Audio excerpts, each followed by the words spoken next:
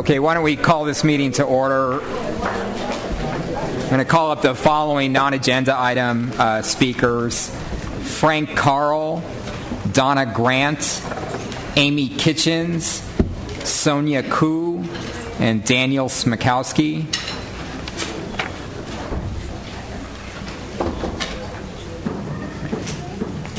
Are any of those folks here?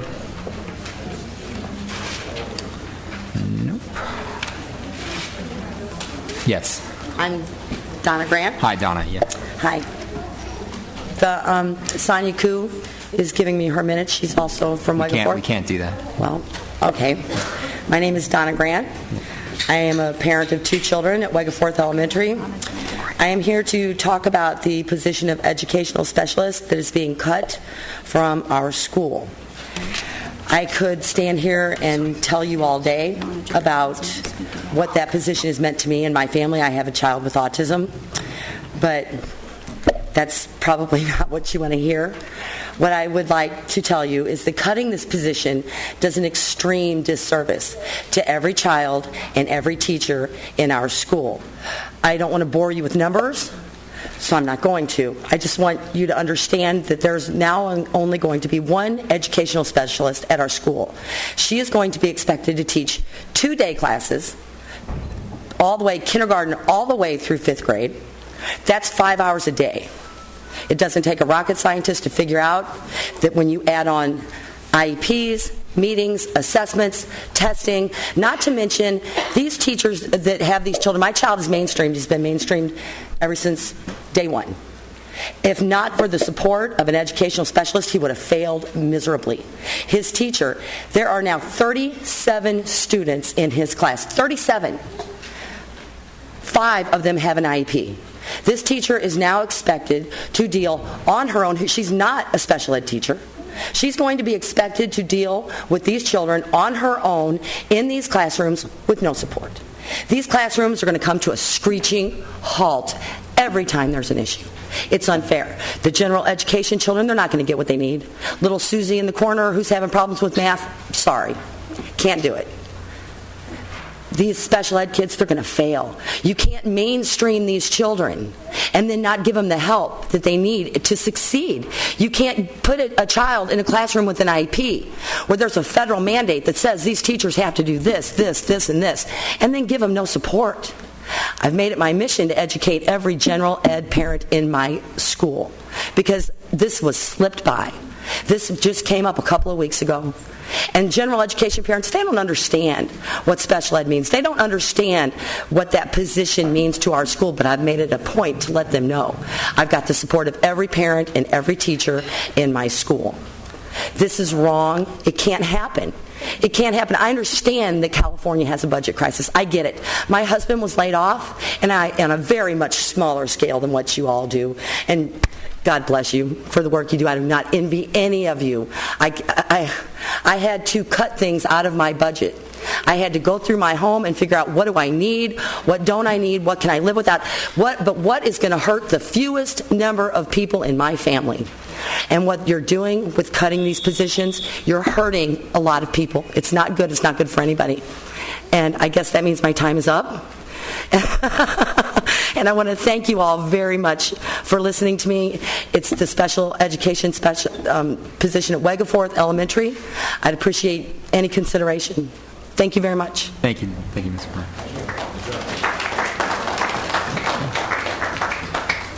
Okay, Frank Carl. Yes? I'm Daniel. Yes, please come up, Daniel. Yeah. I'm Daniel Schmichowski, 3965 Paducah Drive, San Diego. Having lived in Normandy for many, many years, I'm compelled to come here tonight to speak to you regarding the transportation with the children to the Veterans War Museum.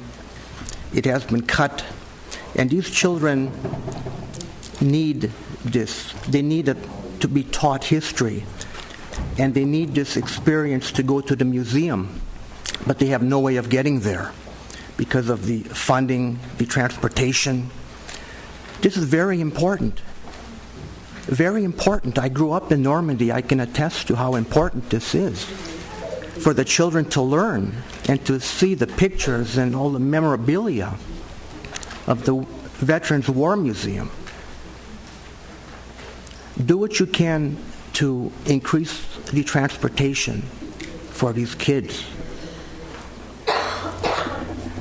Thank you very much. Thank you. Thank you, Mr. Frank Carl, Amy Kitchens, Mike Lance, Lance Wren, Jamie Felix, Mashinda Nyofu,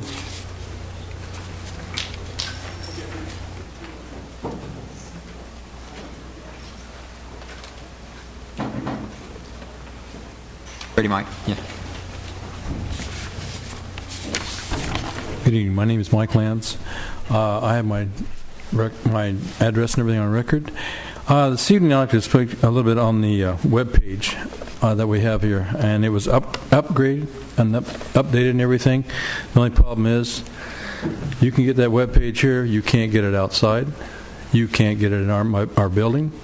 They didn't upgrade it all out throughout the system. People on the outside, the public, I'm sure they had a problem getting on it too. We can't look for any of the information on here whatsoever. It locks us right out and says, please update your browser. So I'd sure like to see that updated around the whole district so we can all look for all the different agendas and reports. I'd like to talk a little bit about the upgrading and reorganization that we're always doing. We're always reorganizing management and supervision and upgrading pay grades and moving people around to different departments to manage all the classified. The classified, well, just an example, we're still working on a settlement that was done with the district back in March for 3 truck drivers and 2 stock clerks. And it was a settlement between the district. We haven't got all of our personnel, but yet HR has had the time to do the paperwork for a hourly person at IMC. I'm a little concerned if people have time to do all the ones for the management and the supervision and the hourlies. What about the classified? Where do we stand? I think it's pretty pathetic when we turn around and treat our classified like this all the time and look down on us and then cut us, and some departments get completely wiped out and management stays and there's nobody working. It's sad that this district is looking upon the classified so lowly, I guess. I don't know. And I'm really upset with HR, because if they can turn around and do paperwork for hourlies and all this and get these new higher paying positions, why can't they settle on some of the judgments that have been done with the district? No wonder the district gets sued all the time and has to go through settlements through attorneys and through courts. Let's take care of this. Let's take care of the things that have been happening and already settled. Let's clean up the house. Thank you.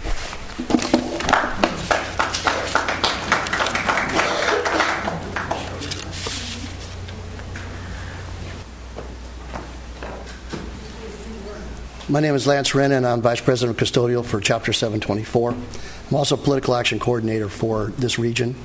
I'm passing around a picture of my daughter.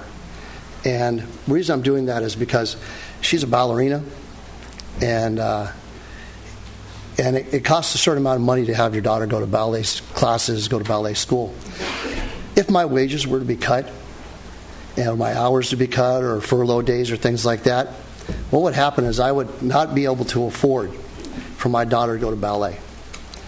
She's been doing ballet since she's about that tall, and right now she's about that tall. She's 13 years old. She's been doing it since she's 4. And if my wages were cut, I would not be able to look my daughter in the eye and say, I can't afford for you to go to ballet anymore. That would break my heart. I could blame you, but actually I don't, because I believe that you guys are not the problem. The problem is Sacramento. The problem is that we don't have a legislature that believes that they should fund education properly. You're given a budget which is short. They're proposing $2.4 billion worth of cuts to education right now. And over the past 2 years, they've cut $17 billion out of education. The problem is not the school board. And we can argue, okay, about where your priorities are. We can argue and negotiate back and forth across the table about those things. When you have a governor, you have a legislature that would cut almost $19 billion if this proposal goes through from education in the past 3 years, we have a legislature that doesn't recognize the priority, which is our children. My daughter, the picture of my daughter, she goes to Sweetwater District. They're the problem. I went to Sacramento, and what did they do? They shut their doors on my face. They wouldn't even come out and speak to me. I had a pledge card. Promised not to cut $2.4 billion from education this year. And what did they do? They refused to even meet with me. So, next week, we're holding a rally. We're holding it at the San Diego County Office of Education between 4:30 and 6:30, because I'm with something called the California Advocates United States of Education. We invite you as board members to come to that rally. We invite everybody in the room to come to that rally. And that rally is going to be one of 18 rallies statewide. What's the date, Lance? The date is May 19th, Wednesday. I am going to be giving you an invitation personally. I've written them out, and I'm going to be giving them to you tomorrow. Okay? But I invite everybody to come May 19th, 4:30 to 6:30, San Diego County Office of Education. Thank you very much. Thanks, Lance. Could I get mine?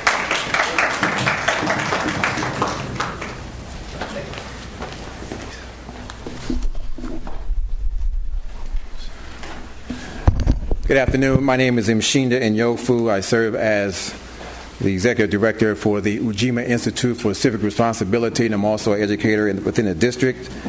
I just wanted to, first of all, start by commending you on the pending action that will be before you shortly here, and thanking you for taking up such a controversial action, but I think that you're doing the right thing.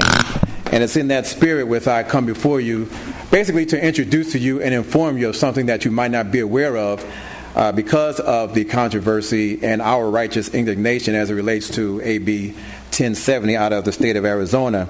And that is something that's sitting on Arizona Governor Jan Brewer's desk, HB 2281. And what that bill that has been passed and again sits on the governor's desk for her pending signature seeks to eliminate ethnic studies programs within K-12 and public and charter schools within the Tucson Unified School District. And so I provided you some copies of what I was able to find. There could be additional verbiage, but this basically spells it out. And so again, I'm just bringing this to your attention for you to dissect it and to see if this is something that we also need to bring to our public citizenry here in San Diego, because we know of California's past with Prop 227, with Prop 54, that my organization and others fought vigorously to oppose, 187, and definitely Prop 209. So we know it can happen here in the state of California. And so just briefly, some of the provisions of this HB 2281 call for the prohibition of a school district or charter school from including in its program of instruction any courses or classes that, according to the bill, promote the overthrow of the United States government. Well, that's already in the Constitution with regards to Sedition Act. So promote resentment toward a race or a class of people. So are they saying, I mean, that's very subjective, and I think we should be promoting multicultural education, a fair airing and a discussion of ideological views, and open and free and frank discussion in an academic setting. Also, it calls for the prohibition of programs that are designed primarily for pupils of a particular ethnic group. So is it saying that, first of all, we should deny our ethnicity and therefore not be able to discuss it? Or is that mean that it's not open to other people regardless of if there's a specific ethnic group that the subject is about? No, it should be open and it should be multicultural. That's what we all promote. So an advocate, and also it says there it should be a prohibition for advocating ethnic solidarity instead of the treatment of peoples as individuals. So are they saying that people of common peoplehood should not want to be or promote solidarity? So I don't understand. Well, I do understand it, and I hope you understand it. And so, again, I just wanted to bring this to your attention because it's flying under the radar with all the controversy of AB 1070, and I think you should take a critical eye and look at it and see if this needs to have a similar action as you're going to do today. Thank you very much. Thank you.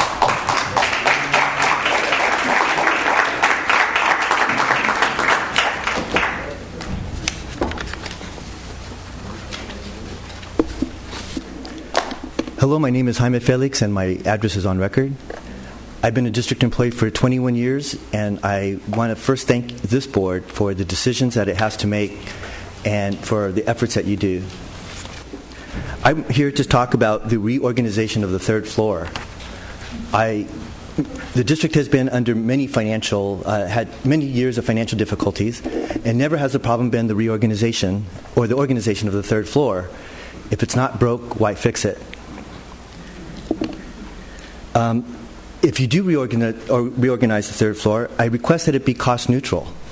That's very important because we're in a severe budget shortage, and I don't know of any successful candidate that says, I cut school budgets, but I increase administrative cost. So I hope it's good for your careers, but more importantly to me, it's the right thing for the district to keep the cost neutral. School sites have gone through, we've heard people tonight saying how difficult it is at school sites, and every school has decreased their budgets, but the third floor has increased their budget. So please keep that in mind. I know that there's been already decisions on the reorganization and that it may go forward, so I do want to keep some issues in mind. That if there's any new positions that are created, that the positions be open for competition. The financial industry has been especially hit by the recession, and there are many unemployed people at this time that would love to work for our district. There are currently quality internal candidates that would love to be promoted, but there have been times when people have been selected for positions and there has been no open competition. And I believe if anybody on the board was told, you can't run for your office, we're going to pick somebody, that would not sit well with you. I know later on tonight this board is to make an issue of the new Arizona immigration law.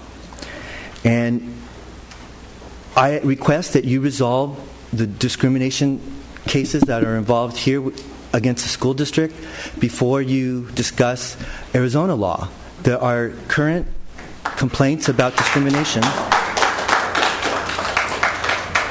The complaint alleges that the board selected without competition a possibly underqualified candidate when more qualified candidates were not given the opportunity to apply.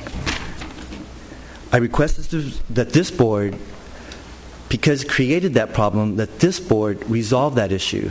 Please do not allow another board to come in and have to deal with this issue. And before you make judgments on Arizona, if we can address this issue on your time, that we resolve this issue, that there's fair competition, as I believe you would understand that. This is an education institution, and we should have high expectations of our employees, that they feel that they're qualified candidates. If I may, we will not allow a kindergarten teacher with just a high school degree to teach in our schools, no matter how much experience they have. To select somebody with just a high school degree as a financial manager, maybe possibly even higher position, I don't believe is fair. We should have high standards, and I believe that's been discussed by the board, and I support you on that. So thank you very much for your time, and good luck to you. Thank you. Rene Rodriguez.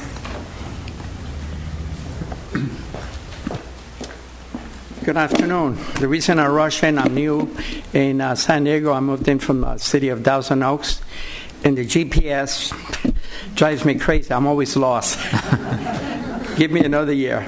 My name is Rene Rodriguez. I'm originally from Puerto Rico, Italian descent, and that's why I have an accent. And I'm here to as a representative of the Vietnam Vets of America. I'm an Air Force vet. However, I can only address you as an associate, because we're non-political. So as an associate, I can speak about it. But I want to be speaking to you about the Veterans Memorial Building in Balboa Park and the busing issue. But before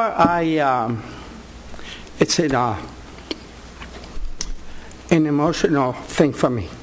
How many teachers do we have here? I want to thank you from the bottom of my heart. It's very touching because I came to this country as an orphan. And because teachers like you, I thought I was nobody. I couldn't speak English. I still have my accent, but I'm proud of it. Because teachers like you, administrators like you, you guided me to get an education and to do something with my life. I thought I was only going to be working in a factory or washing cars and all that. I am proud to say to you, because of your efforts and your guidance, I have a degree in aircraft mechanical engineering. I'm a licensed pilot, a licensed mechanic, and when I took my exam for the federal government, I got straight A's. Thanks to you. Thanks to you. When I was in the city of Thousand Oaks, I was instrumental in raising $44,000 for the DARE program for the school district, the police department, the city. So having said that, I was told to ask you to reconsider the busing issue to the Veterans Memorial Building in Balboa Park. I understand they might be cutting back on the busing the kids like 5 days a week to only one. And they told me to explain to you that when the kids go there, we encourage them to get an education, to obey the teachers, the parents, to go on to higher education. We teach them about the history of the military. That's why we have the freedom we have. Freedom is not cheap or free. And we teach them about the flag and the value of this country. Because this is a beautiful country, and I'm a good example. I love this country, I love people, and I want to leave it a little bit better than I found it, and thank God I'm able to do that. And I owe this to you and to the teachers here. Thank you very much for listening to me. And I hope you reconsider not cutting back on the busing issue. Thank you. Thank you very Mr. much. Rodriguez. Thank you, ma'am. We can't react to public comment. Okay, thank you. That concludes the non-agenda public testimony. And then we'll hear public testimony at the end of the meeting again on non-agenda items. So I'd like to call this meeting to order now and ask the Navy JROTC Color Guard from Sarah High School to present the colors. Please stand.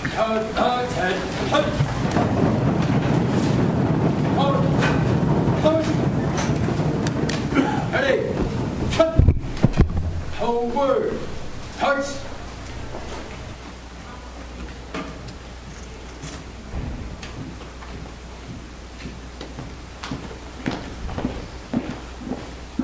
Time. Two. Order. Toss. Carry. Toss. Ready. Cut. Present. Toss. Ready, begin. I pledge allegiance to the flag of the United States of America and to the republic for which it stands, one nation, under God, indivisible, with liberty and justice for all. Order. Push.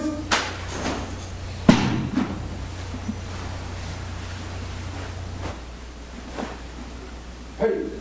Cut. Port. Push.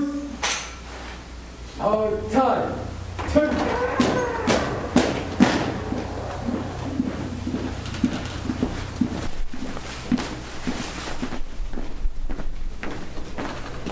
Thank you. Please be seated.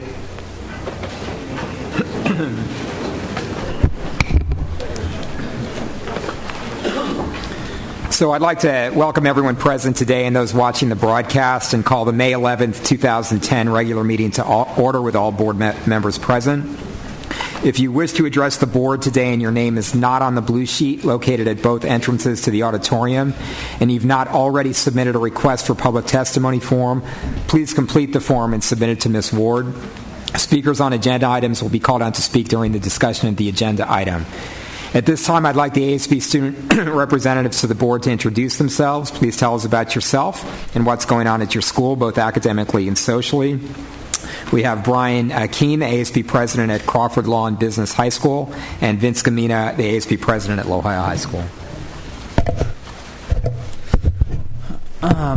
This week, the students have been busy taking their AP tests. So that's going well. They're stressed, but it's sort of a relief after you leave the building after 5 hours of testing, so that's good. Our ASB campaigning for next year's ASB started this week also, so you see posters all around school of candidates running for next year's ASB. And there will be forums at lunch for them to sort of debate and do mock debates at lunch. And the Madrigals group is holding their talent show on this Saturday in our auditorium. And lastly, the second annual Teens for a Cure Walkathon is on Wednesday, May 23rd. And last year we raised over $10,000 for cancer research, and so we're hoping to exceed that this year. So, thank you, Vince. Yeah. Brian. My name is Brian. I go to Crawford right now. A couple activities at our school is we just finished our senior spring talent show. It was April 23rd. We have a blood drive coming up May 20th. We have our sports spring awards night May 25th, and our biggest event at our school, International Fair, is May 21st. Great, thank you, Brian. Welcome. All right, at this time, I'm very excited to have our student presentation. I'd like to introduce Julie Ashton Gray, the principal at McKinley Elementary School. We had a great rally Saturday morning, and we'll talk a little bit more about that, but Julie organized a contest of sorts at McKinley last week, and she'll tell us about it. Good evening. Thank you for this opportunity, President Richard Brera, Superintendent Bill Koba, and board members. Very excited to have our students have the opportunity to speak today. The rally on May 8th, I was very proud that we had over 90 participants from McKinley Elementary there to support, give voice to the Sacramento to Stop budget cuts. And this was represented by students, staff, parents, and community members.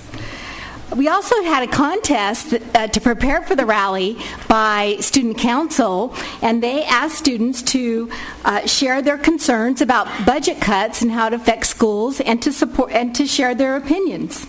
So we had posters, speeches, skits, raps. We had a variety of medium that the students used. In addition, we had then a panel of esteemed judges, including President Barrera, State Senators Christine Kehoe, Nancy Rose Weber as one of our teachers, and a parent and professor at City College, Kelly Mayhew. So today I'd like to have three of my students here to share their speeches. In addition, I forgot to bring our posters down. I was going to share some of our posters and let the board members see them, and they could read them. So first I will like to introduce... Oh, you have the posters? Great. Here, hold on to that. So I'll share our posters. So you can get a look at them. Here's one. And here's one. And I know, Mr. Barrera, and then how about you can share this, okay, and then maybe you can read them out after our students have their presentation. Okay. So I'd like to introduce Ziv Rago. He's a fourth grader at McKinley Elementary. So Ziv, do you want to maybe stand over here so you don't have to... You can come up here if you want. Okay, yeah. Why don't you come up here? They're a little nervous. All of you guys can do that together. All right, why don't we all come up here? Front and center, that's right. All right, front and center. Yeah.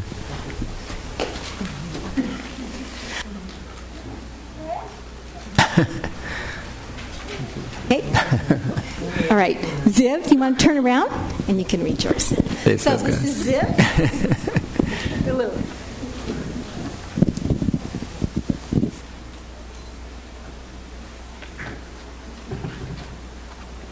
Why do other students and I want to put a stop to cuts in education?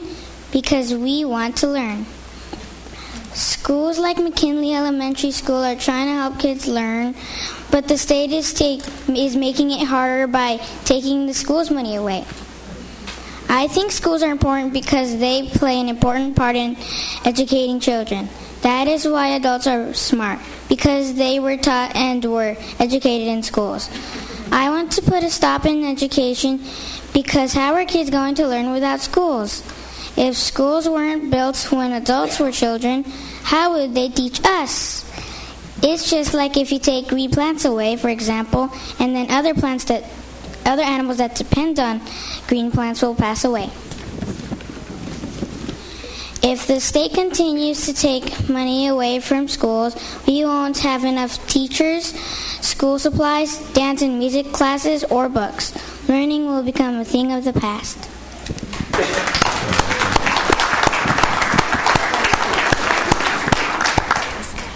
Hi, my name is Hermela Burhane.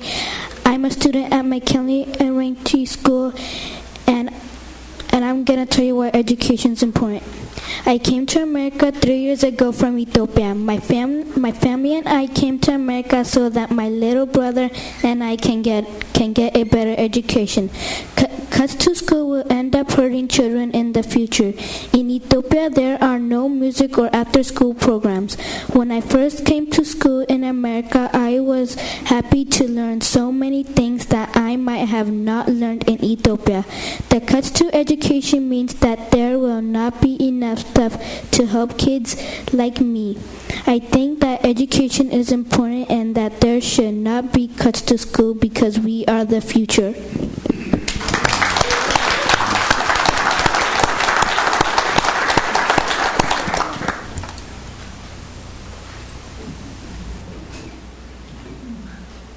My name is Paige. Kids need education, but I need a teacher. I can't have my mom or dad teach me. They have work. My teacher needs supplies. I love my teachers and staffs at my school. I especially enjoy music, library, Spanish, and art. Without these teachers, my heart would be sad. What if you were a kid and we took teachers away from you? Thank you. All right, boys and girls, I want to thank you. I also would like to see the posters here. Mr. DeBeck says, I love my school. My school is the most important for me and my classmates because without her, we wouldn't be able to learn. My teacher works really hard to teach every single one in my class. Please stop cuts for school programs and be fair to my teacher and classmates. So they have several pictures. And this says, save our schools, stop education, stopping education stops America's growth. And it says, taking away money means no math books. With no math books, no learning for kids. And it says, where are the math books? And then a poster here that says, we love our school, so don't break our hearts. I think this one wins. I just want to say in my years, I've been in the district since 1979, and this experience helped me reflect on my role as the principal in leadership.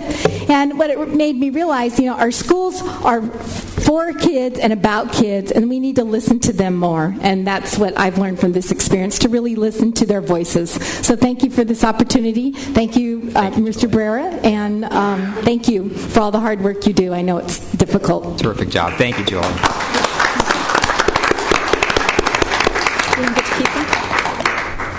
We don't get to keep them? Oh, okay. I want to keep them. Kathleen's going to hang on to them. This one I'll hang on to.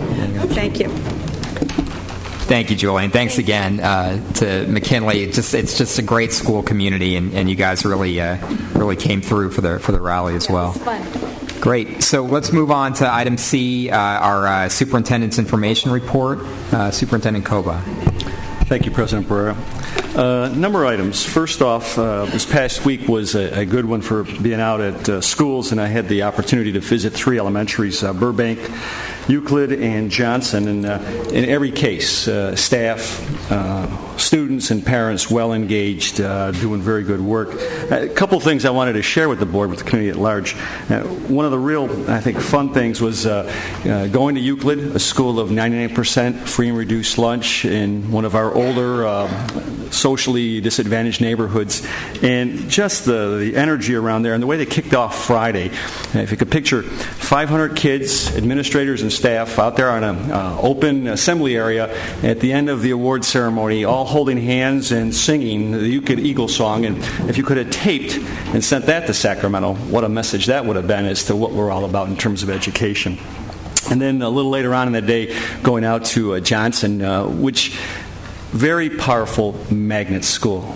Almost from the moment you get there, and you can see the murals on the wall with the science and technology and what they've done there in terms of embedding from pre-K all the way to their 6th grade, which is moving on next year to Millennial Tech, part of that connection of science and technology coming together, and some of the one-of-a-kind technology labs we have in a school like that. And so I think that emphasizes for all of us the value of these high-theme science, math schools, what we need for the future of our country, basically. So a lot of goodness, I think, coming from being out at elementaries the past week. And then in between all the visits, for all of us here on the dais and for many in the community and the staff, the 2 good recognition events last week. I think first off, thanking the teachers on Tuesday, and then coming back to recognize all the wonderful business and community partnerships that we have on Thursday, and then looking, I think, to next week when we will recognize our classified personnel as well.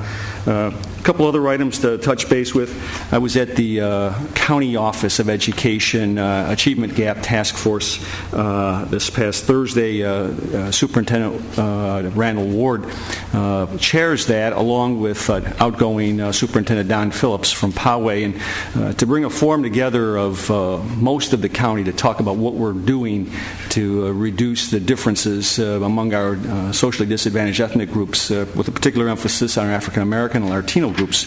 And the theme of the past year going forward will be to take a real hard strategic look at English language learners, along with all the other key challenged areas, but particularly with what are we doing in the English language learner area. And I was happy to say that many of the districts are looking to San Diego Unified with regards to online education, the A to G default curriculum, and other ways that we want to tackle the disadvantaged training needs.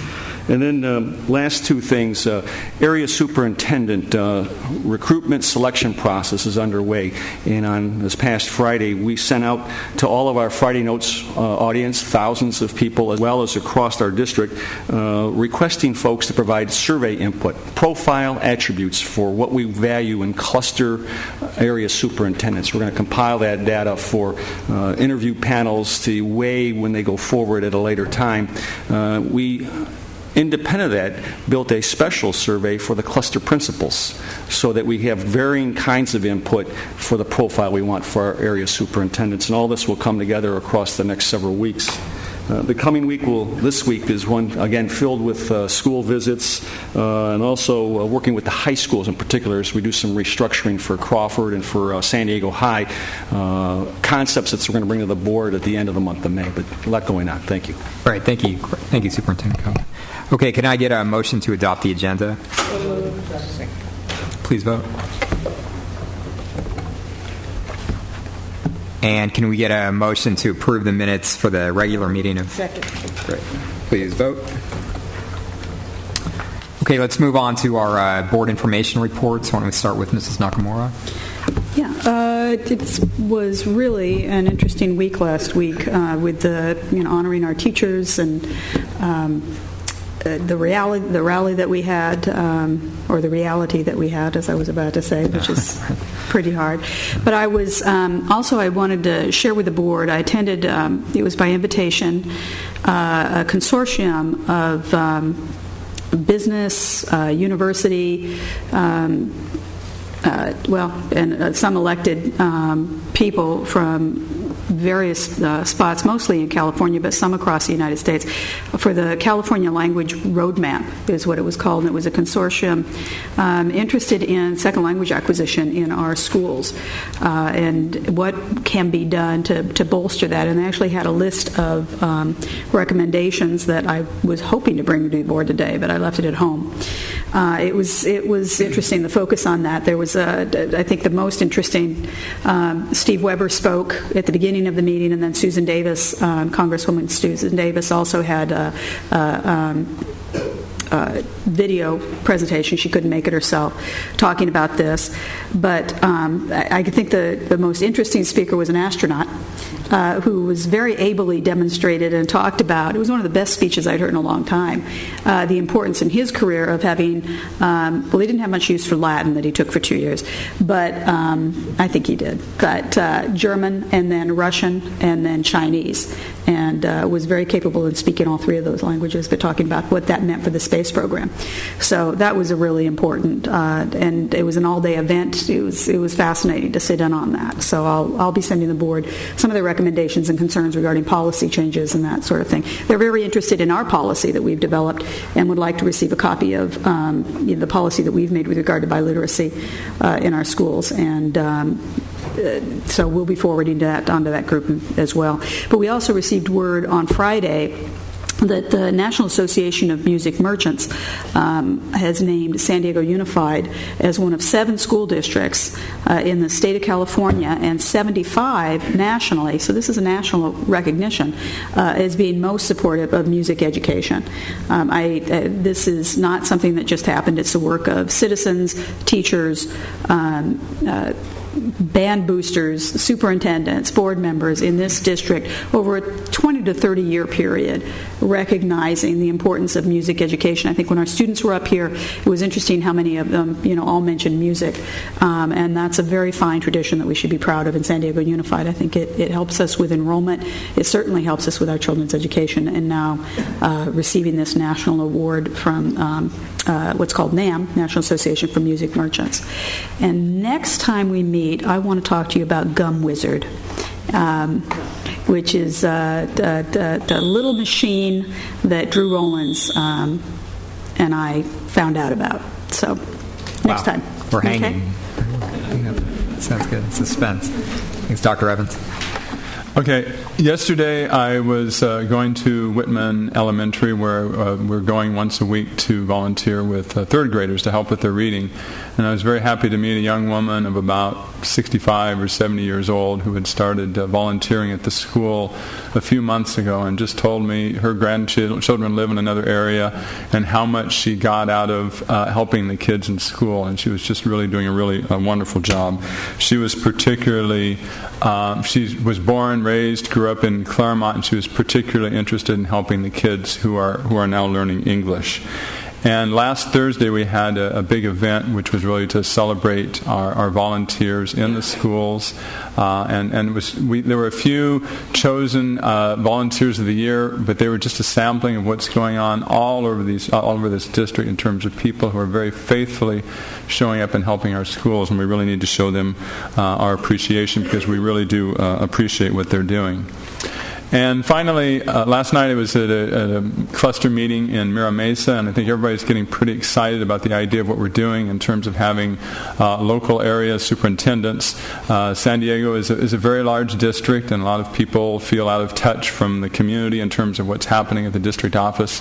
And so next year we're going to have our system set up so that in each community we have a person who is really responsible for producing results in the community and also to really support the principals, the teachers, and the parents improving their schools. For example, when I was at Mira Mesa last night, there will be one area superintendent who works specifically with the Mira Mesa and Scripps Ranch schools, and there will be others throughout the community. So I think this can be an exciting change as we see more local involvement in our schools. Thanks. Mr. DeBeck? Sure.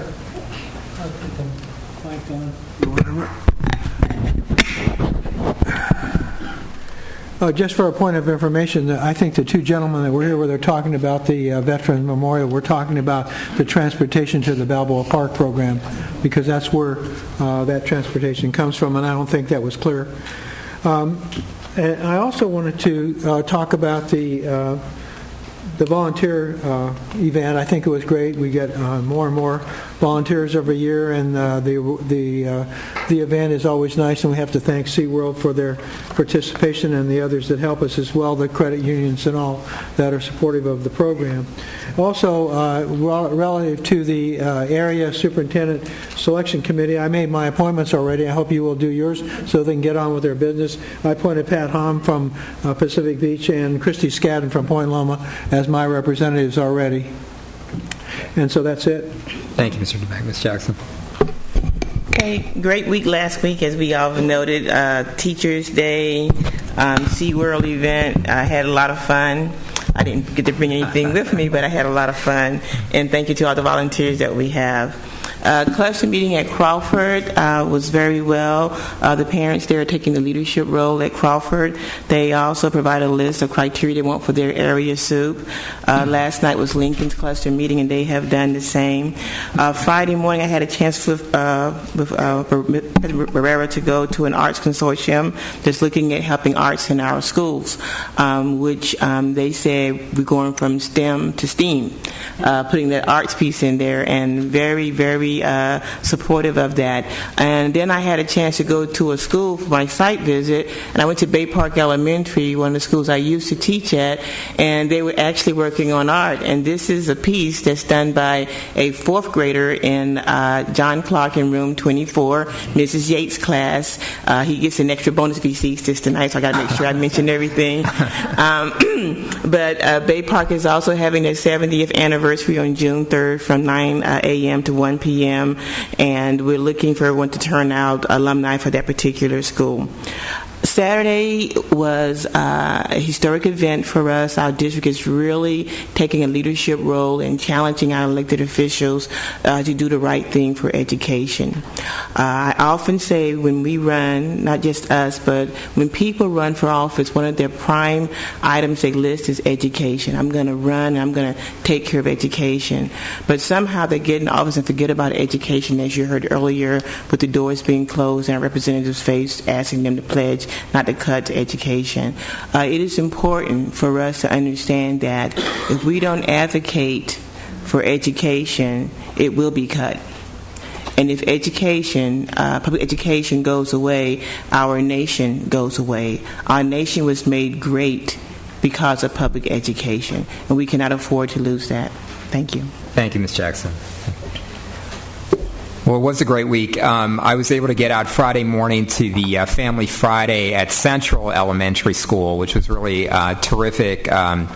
Principal Cindy Martin brings together families, I think, twice a month to the school. Parents get together in the morning. There were at least 100 parents there, and they were, people were not able to even fit in the cafeteria. Had a little video presentation of all the great things that's been going on at the school, and then the parents fanned out into the classrooms and read to their kids. A really, really terrific event. This morning, we had a good event at Ocean Beach Elementary School. San Diego Coastkeeper is now expanding its environmental education and hands-on science program, Project Swell, into kindergarten. So it's already going on in second grade and fourth and sixth grade, and now it's happening at kindergarten. And Mayor Sanders was gracious enough to come out and see the teachers and the kids in action, the kindergartners at Ocean Beach Elementary. And then, absolutely, I just want to thank the roughly 1,500 to 2,000 people who came out to Balboa Park Saturday morning to send a very clear, unmistakable voice to Sacramento, to the governor and the state legislature, that we will not accept any more cuts to public education. We had amazing speakers. Vince Gamino was there representing high school students. We had Nathan Garrido, a 8th grader at Perkins, representing the middle school, and then we had our McKinley contingent representing the elementary school. We had student musicians, we had poets. It was just an outstanding event, and The governor is set to release his revised May budget this week. We put that phone number up at the rally, and people need to keep calling that number. I know it was kind of busy when we were calling it Saturday morning, but people need to keep calling that number, send the emails in, send the letters in. We just cannot take any more cuts to public schools. But this was a celebration of all the great things that we have going on in our public schools, and it was an honor to be part of that event. Okay, let's move on now. We've withdrawn item FO2. Let's move on to item FO3. This is a resolution denouncing Arizona laws SB 1070 and HB 2162 and warning San Diego school children and their families of the risk of traveling to Arizona. Now, I've put a resolution forward. Dr. Evans has revise that motion, and I know Mr. DeBeck has an alternative. So what I thought we'd do first is allow Dr. Evans to read his amended version of the resolution that I had put forward, and I know we've got several speakers. Do we have the speakers first? The resolution is already on the table. I think if we could hear the speakers first. I think it might be worth putting the resolution out there. I'll make a motion. I move that we move Dr. Evans' version. We have 3 versions just for the public information. We have 3 versions on the dais, and I move Dr. Evans' version. Okay. And I assume we've got a second from Dr. Evans. Yes, I will second that motion, and I will make a couple of comments before public comments. Mr. Barrera put up this resolution on the agenda, and I appreciate the fact that he is willing to address this issue. Immigration, the whole topic of immigration certainly stirs a lot of emotion. I can say even up here on the dais on the Board of Education that at least 3 of the board members, the majority of the board members here, are married to immigrants, which means there are also a lot of children of immigrants related to this Board of Education. There's a lot of controversy about whether it's right or not to speak up about this particular issue. And we've heard that with other issues in the past in terms of people's basic civil rights. The idea, for example, if the police were to come to my house today and search my house, I have nothing to hide. At the same time, I would not allow the police to come and search my house. That's just one example of our basic civil rights. When there are controversial issues like this, we often go to technicalities of the law. In the past, we've heard the whole topic of civil rights, certainly in terms of states' rights, being a way to kind of fend off the real reality of what it is when we do not give civil rights to everyone.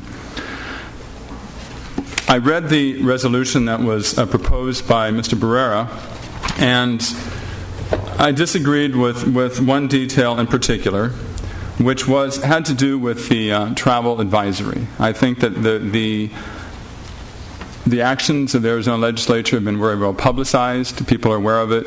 Families and children can make their own choices. We do not need to spend district time or money in terms of advising people about this particular issue.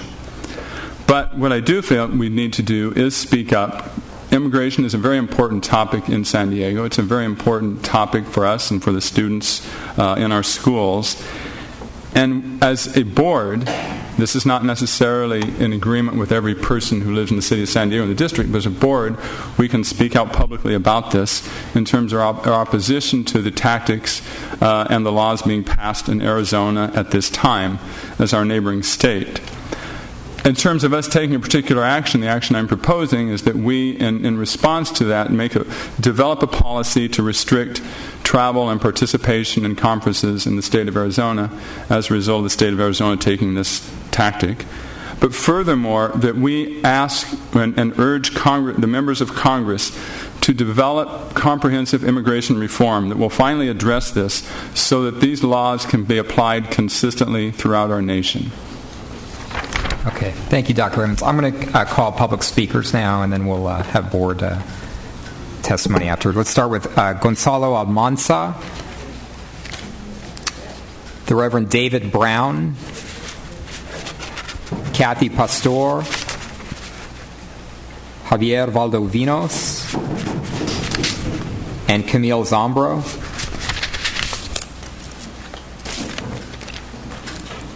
please.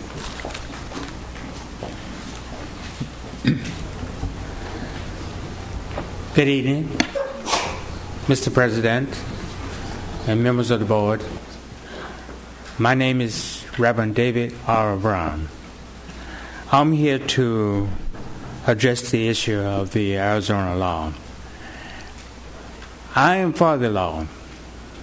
One reason why, the main reason to say I'm for the law is because I think it's about time we have a national debate on illegal immigration in this country. And I think Arizona was the first state to step up, say, hey, this is the time we need to address this. My main concern with illegal immigrants coming into this country is because of the safety of American citizens.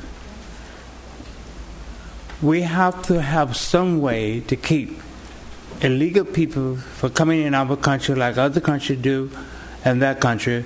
We don't want people coming across the border like common criminals in the night and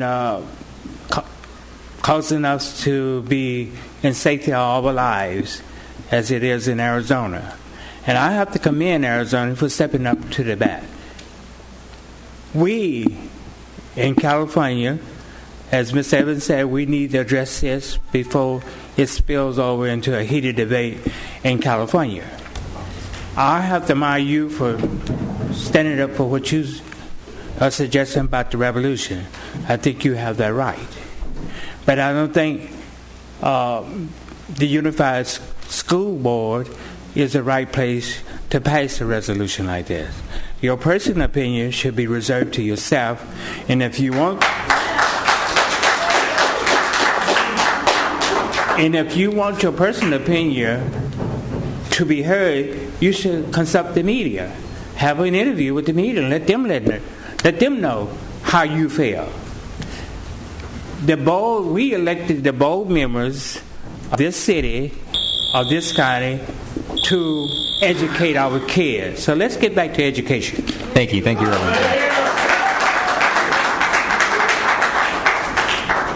Kathy Pastor.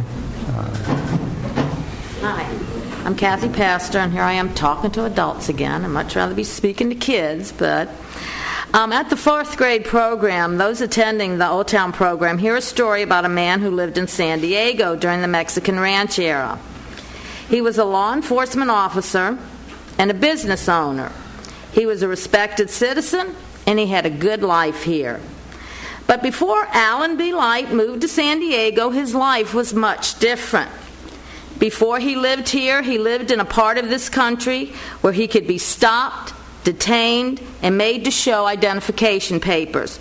Not because he had done something wrong, but just because by his outward appearance, one might determine probable cause. You see, Alan B. Light was a black man, and the identification papers he had to provide were freedom papers. Now, it's at this point one of the kids would say, Miss Pastor, that's prejudice. Now, they can recognize it. We should be able to recognize it. Many say we in California should not be concerned with Arizona law. But wasn't the Civil War fought and slavery abolished because of this concern about other states' laws? We teach our children to learn from the past, our accomplishments as well as our mistakes. I ask that we do the same as I stand here in support of the board resolution as stated on today's agenda, item F.03, as revised. Finally, there are those who feel this issue is not the school district's business. To them I say, anything that affects children is the school district's business. Thank you.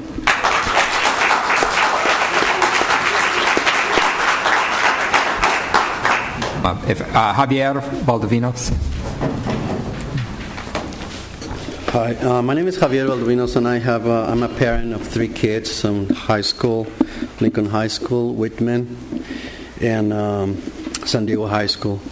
and I'm here for two reasons. One is representing the Association of Raza Educators, that we want to urge this Board of Education to repeal the passage of new immigration law, SB 1070, because it encourages racial profiling and violates the U.S. Constitution. As educators, it's our obligation to manifest our opposition to this outrageous, Nazi-like, and anti-human rights law. And we need to teach our students that people can remain silent when they see wrong, when they see that decisions increase racism against Latinos or other immigrant communities. This law reminds how Nazi Germany treated Jews and how here in America slaves were returned to plantations even after being free citizens, just because the way they look. And now we have here in our own backyard the same mistakes that were condemned by the entire world. But the insanity doesn't end there. It goes beyond to the classrooms.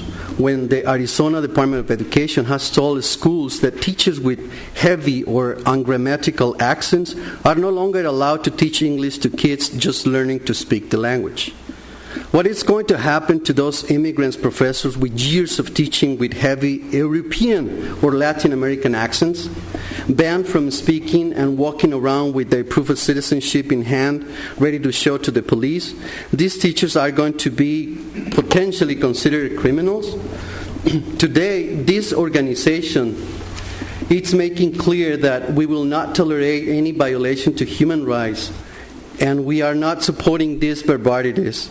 Remember that Hitler's atrocities were considered legal at that time by the German nation, and they did nothing but to follow one irrational hate.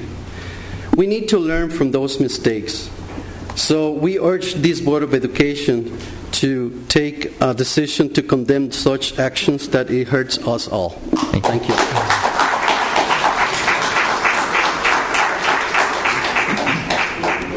I'm Camille Sombro. I'm speaking to you today as a bilingual teacher, president of the San Diego Education Association, and member and activist of the California Teachers Association.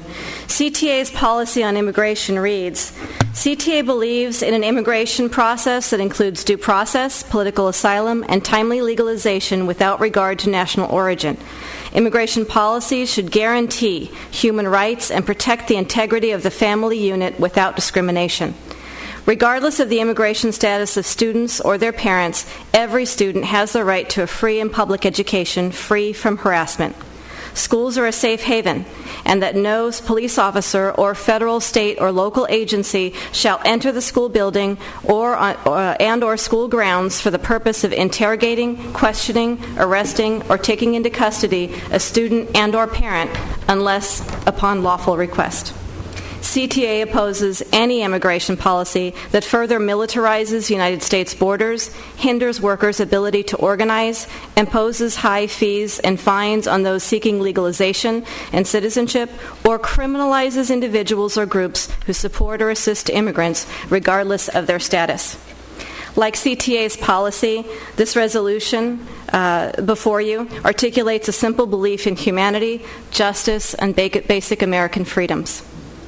We not only support this resolution, but we commend Trustee Barrera for your continued and consistent courage, for your willingness to stick your neck out to do what's right, and for always being clear that decisions about justice, respect, and humanity are always simple choices. Our students and our communities deserve no less than for you to make the right choice. Thank you.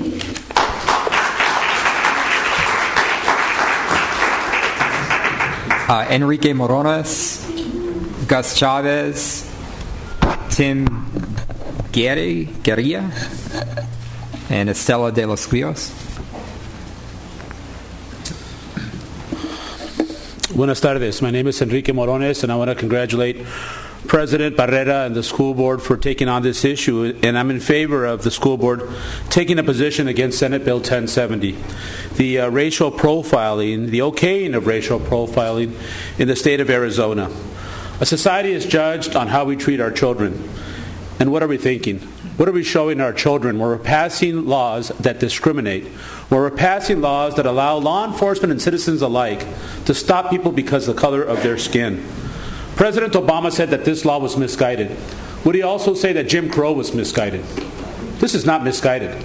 This is not the American way. Senate Bill 1070 not only endorses racial profiling, it allows its citizens to racial profile. Minute Klan member Shiana Fiordi racial profiled.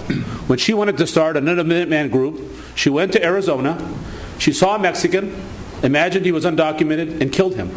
His daughter walked out of the bedroom, Bricienda Flores, and that Minute Klan member killed her too.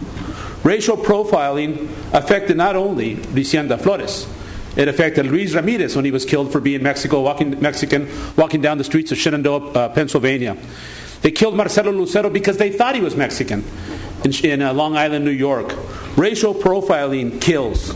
Chris Simcox and Jim Gilchrist racial profiled themselves right out of the Minutemen group. San Diego Minute Klan founder Jim Chase has gone into hiding. Racial profiling kills. Laws are laws, but there's laws that are immoral. One of our great kings, Martin Luther King, taught us that you cannot legislate morality. Child labor was a law. Women couldn't vote was a law. And slavery was a law. But somebody had to stand up and say that it's immoral. We need to have a stop to this. Somebody mentioned when states have their own laws. There was a time when that happened. There were blue states and there were gray states. And it was because of a color, black. I'm proud to be black. I'm proud to be brown. I'm proud to be a citizen of this country.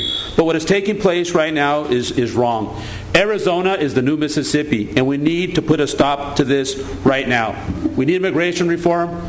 2 people die every day when we don't have it. Let's have humane immigration reform, and thank you for taking this position. Gracias.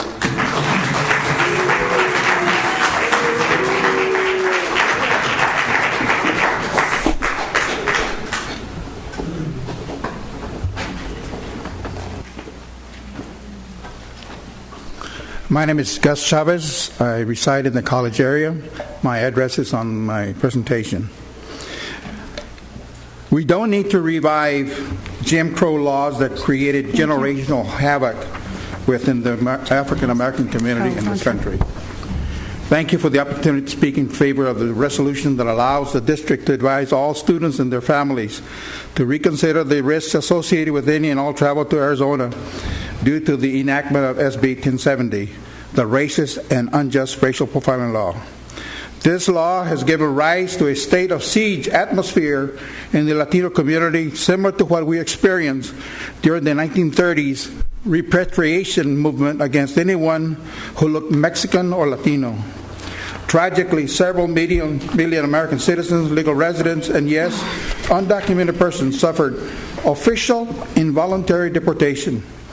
To say that this latest law or state action will not harm the Latino community is laughable and disgusting.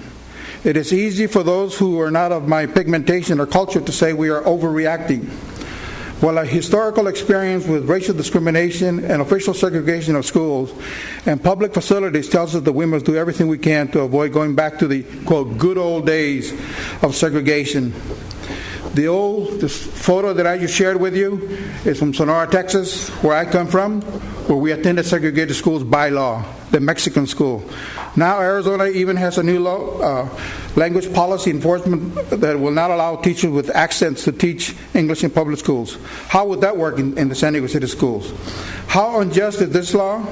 It is so bad that even former San Diego Superintendent Border Sar, now U.S. Customs and Border Protection Commissioner Alan Bernson, calls it unjust.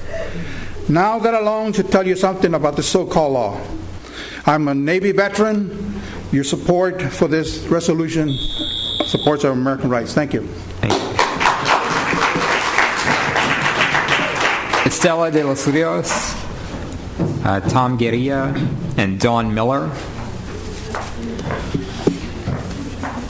My name is Estela de los Rios, Executive Director for Center for Social Advocacy, and also an Executive Committee member of Center of San Diego Immigration Rights Consortium. First, I want to commend and thank Richard Barrera, our President, for putting this resolution, this very crucial issue, which a lot of my colleagues have already said, this is a very sensitive issue. It's a very nationally widespread issue, and I just want to say a few words on behalf of our children. If you look around the room, I think we're all immigrants here. The backbone of this nation is immigrants. Therefore, we are here to stand in solidarity with the people of conscience in Arizona to reject SB 1070 as an irresponsible law. The new law undermines constitutional rights and invites racial profiling. Yes, racial profiling. It poses a special threat to the civil rights and liberties of all people of color who live and travel through Arizona. And therefore, what happened to the best interests of our children? We are here because we are interested in our children. And as members of this community and San Diego region, we are a diverse group of people. We are a cultural group of people. We embrace all cultures. We are of colors here in San Diego, and we invite all. So let's embrace the finest city of San Diego and embrace all colors. I am tired of living in Selma, Alabama. What happened to San Diego, California? I don't want to be judged by the color of my skin anymore, and I don't think our children should be judged by the color of their skin. And therefore, posing this as a health and safety issue to travel or to even have anything to do with Arizona, I strongly advocate, please do the right thing, because our children deserve the rights, civil and human rights. This is not a political issue. It's a humane issue. It's a child issue for the best interests of our children. Do the right thing, please. Thank you.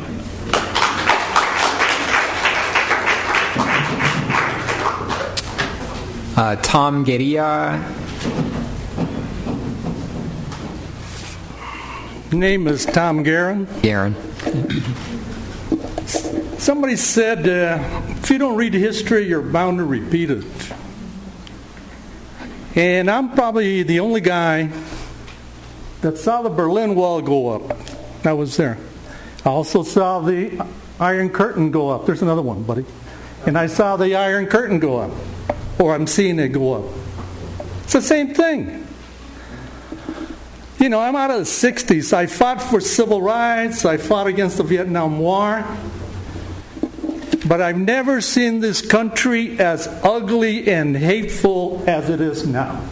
Ugly and hateful. There's hate all over.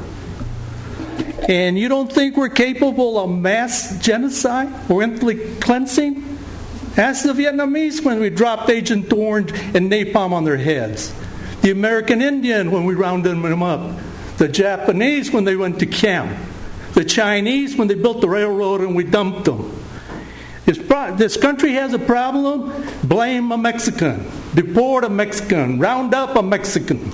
That's it. And it's being stroked by the hate mongers. We're in the process of ethnic cleansing. Just listen to Limbaugh, Beck, Hitchcock, Hunter, Bill Bray. Bill Bray says, deport the parents and the American-born kids will follow. That's ethnic cleansing. Live with it.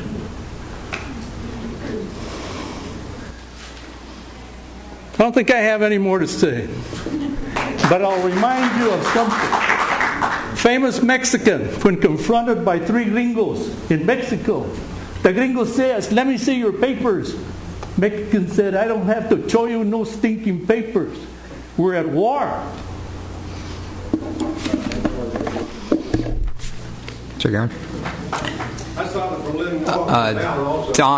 Dawn Miller, Juan Del Rio, and Andrea Guerrero.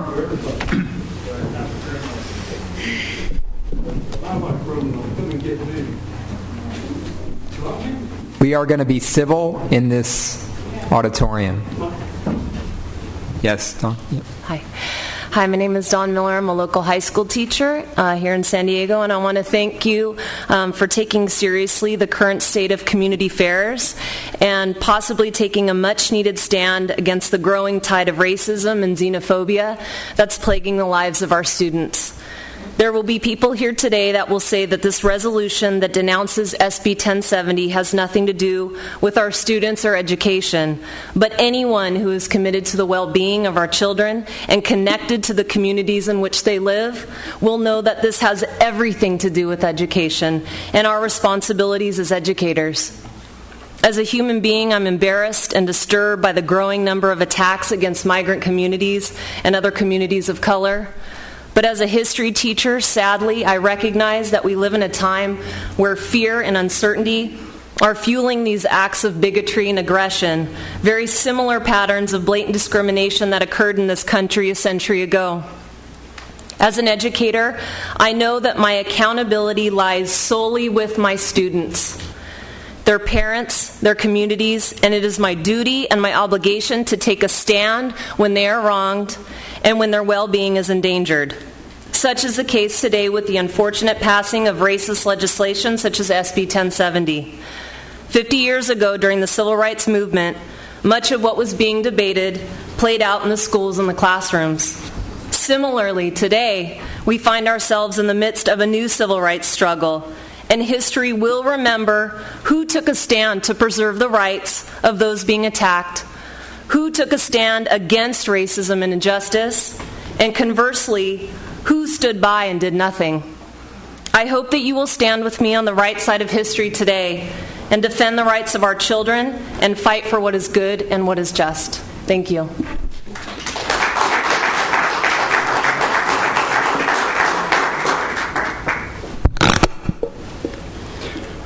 Good afternoon. My name is Juan Del Rio. I live at 6675 Linda Vista Road, San Diego 92111. I'm speaking in favor of the resolution. Arizona's SB 1070 is designed to turn the good, hardworking people of America, particularly the poor, against one another. Who knows what the next step will be once we open the door to these attacks on one another. I recently discovered that San Diego County policy supports legislation that would repeal federal mandates that make illegal immigrants eligible for health, education, and other benefits. While a school board would be required, will the school board be required to throw out children who cannot produce proof of citizenship? Will they be forcing students to turn in their own parents? It is commendable and right that our school board takes a stand on this issue and teaches our children that hate is not an option. Thank you.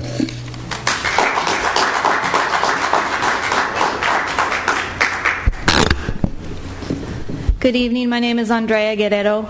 My address is on file. I come to you tonight as a civil liberties advocate. I'm the policy director at the American Civil Liberties Union here in San Diego.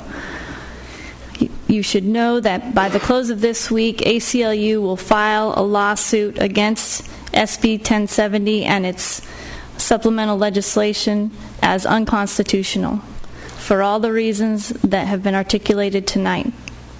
I think it is absolutely appropriate for this school board to take a stand now concerning the civil liberties and civil rights issues inherent in this law. The cleanup legislation did not clean up this bill. This bill is very problematic. As another speaker has already mentioned, it invites racial profiling. How are officers going to be able to comply with a requirement that they question anyone they reasonably suspect of being an unlawful migrant when they have no expertise in immigration law, when they are violating the trust of their community, and when they are expected to do so without violating the civil liberties and civil rights of these individuals? It is near to impossible. It is a bad law. It is a bad policy. It's a poor way to address immigration reform. We need a reform that unites us and not divides us. I speak to you as a parent as well and an immigrant from a mixed status family. I think it's totally appropriate that you issue a travel warning, because I think people need to understand that when they leave this border, the state border, and they go into Arizona, they will be subject to a legal regime that is different from what they know here in San Diego.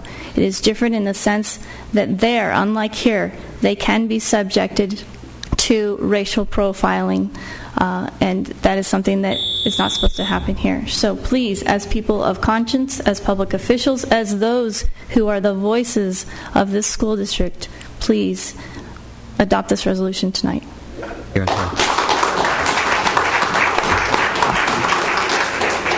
That's Sheila Bowling, Alberto Ochoa, Ricardo Flores.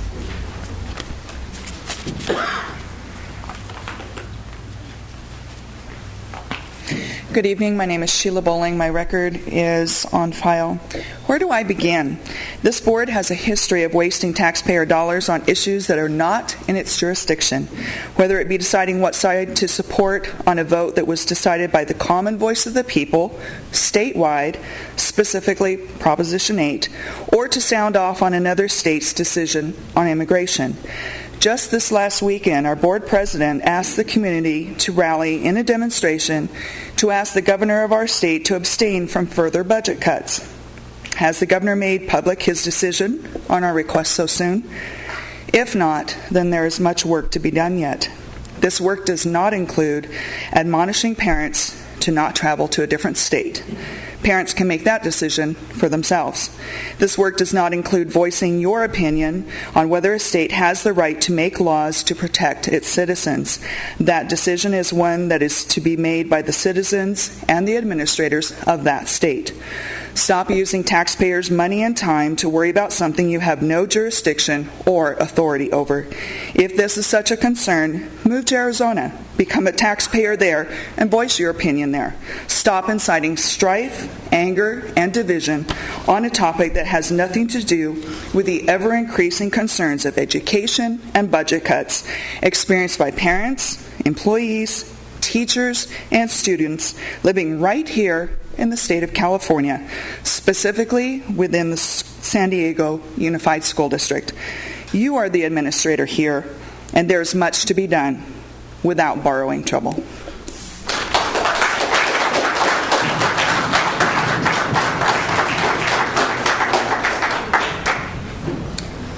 Good afternoon. I'm Alberto Ochoa. My address is on record. I live in Linda Vista. I'm here in support of the proposed resolution denouncing the Arizona Law 1070. I applaud the courage that you have to stand up for our communities and your advocacy for democracy and protection of the principles that are found in our Constitution under the Bill of Rights, and specifically the 14th Amendment that calls for due process and equal protection under the law. There's 60 years of research that speaks to issues of racial profiling, discrimination, and prejudice, specifically the work of Triandis in the area of cross-cultural interaction, Gordon Allport in his work of the nature of prejudice, and Gary Orfield in the area of integration. The collective research of over 60 years informs us that in times of crisis, the least protected in our society are blamed for all of the ills that are present in our human condition. I thank you for working against racial profiling and institutional practices that discriminate against the least privileged. Thank you.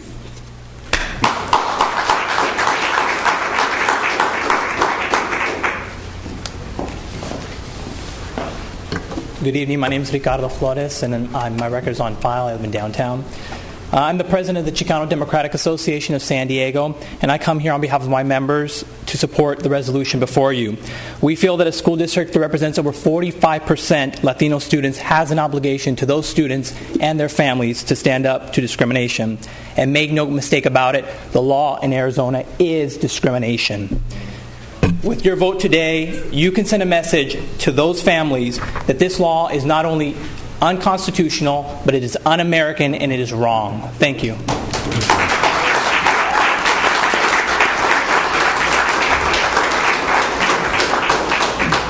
Call Scott Barnett, Terry Linnell, and Kevin Keenan.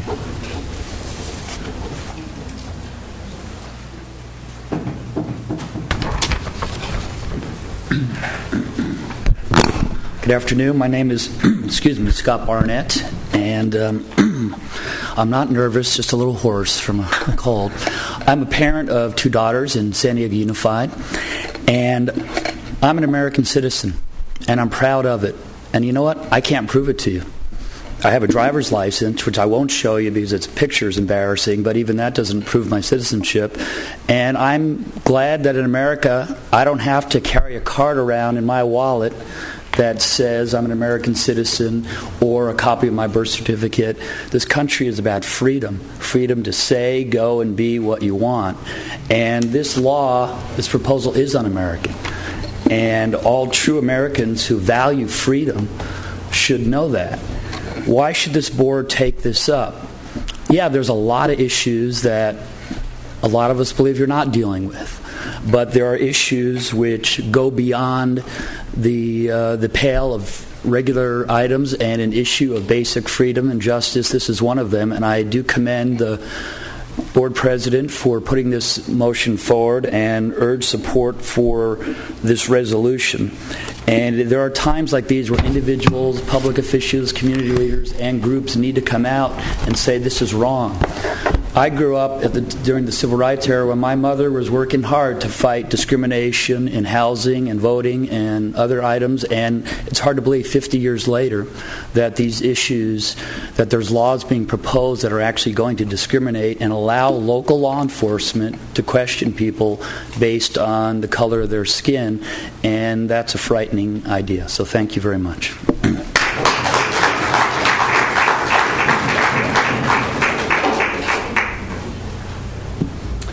Hello, my name is Terry Linnell, and I want to talk a little bit about diversity. The root word for it is to divide. And as educators, I would expect unity. We are part of the United States, not the divided states. We are indivisible as Americans. And to bring up this situation and to bring up this ruling, you have now divided us as a people. Should we send our kids to your schools or not? You're supposed to educate the children. You're not supposed to be taking up these issues and dividing us. And it takes, thank you, it takes 2 pieces of paper for us to turn around, fill out with the state, and say, no, we're not sending these kids to your schools. You have now divided us. I would expect unity for the United States as Americans, and I would like to see that. This issue should not have been brought up at a school board. It's sad that it is, and I think it's disgraceful. Thank you. Kevin Keenan.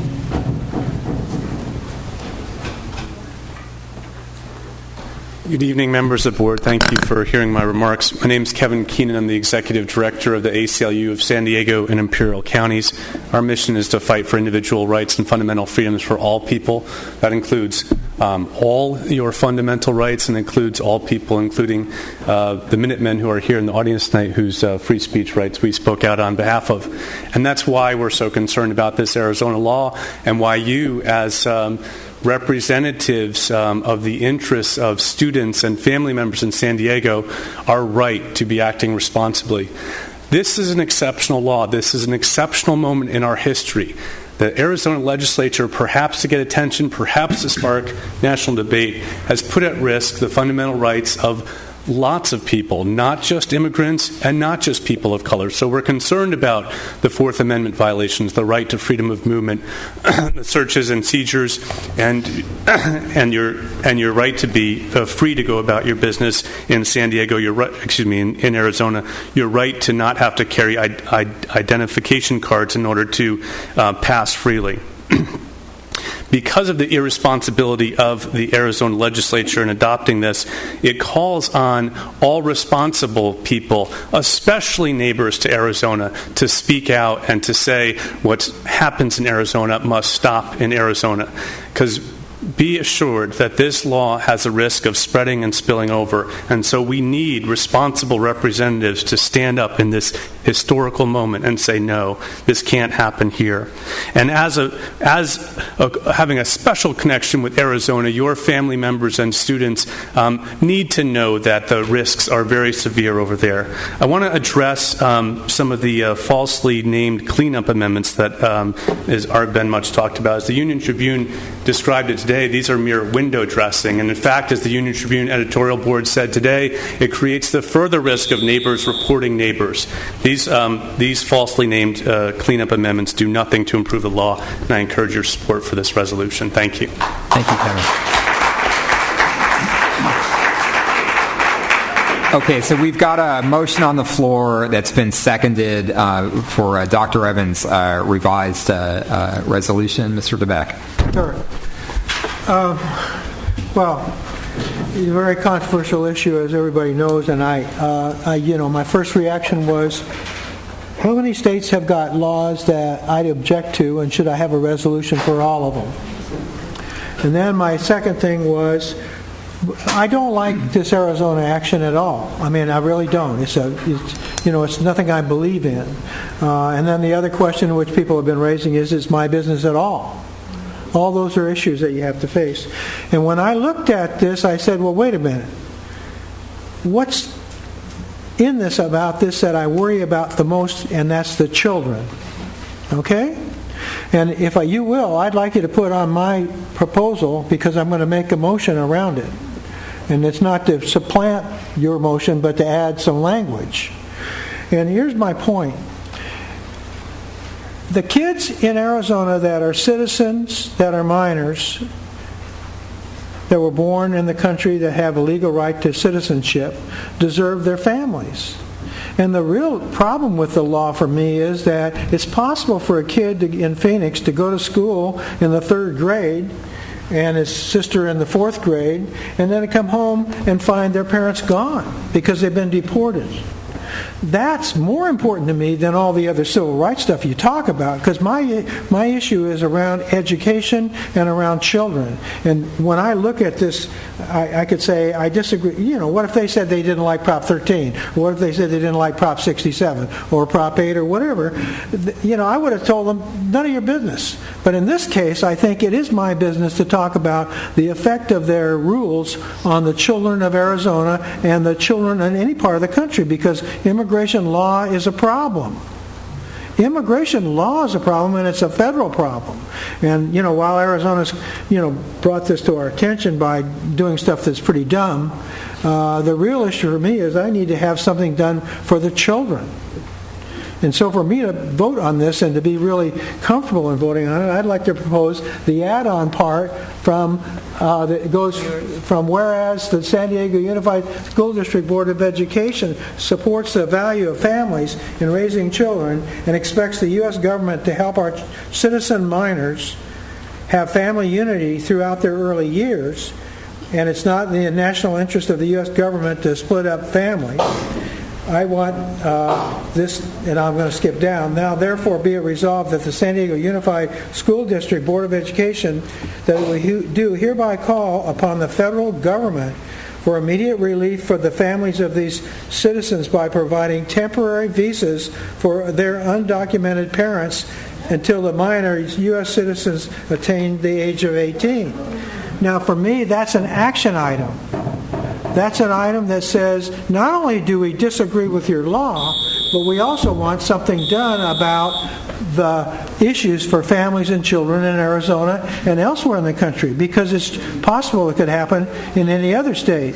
So I'm moving this as an amendment to the proposal so that we have in it not only something about how we don't like what they're doing in Arizona, but some recommendations for the federal government to improve immigration law. Okay, so we've got a motion to amend Dr. Evans' resolution. Is there a second to Mr. DeBeck's motion to amend? No second to the motion to amend, so let's go back to the original resolution, Dr. Evans' resolution. Ms. Jackson. Yeah. This has been very controversial, but for many of us who've had to live with people judging us by the color of our skin on a daily basis, this is very painful. It's very painful when a state says to its citizens that you can't walk along the streets and be safe.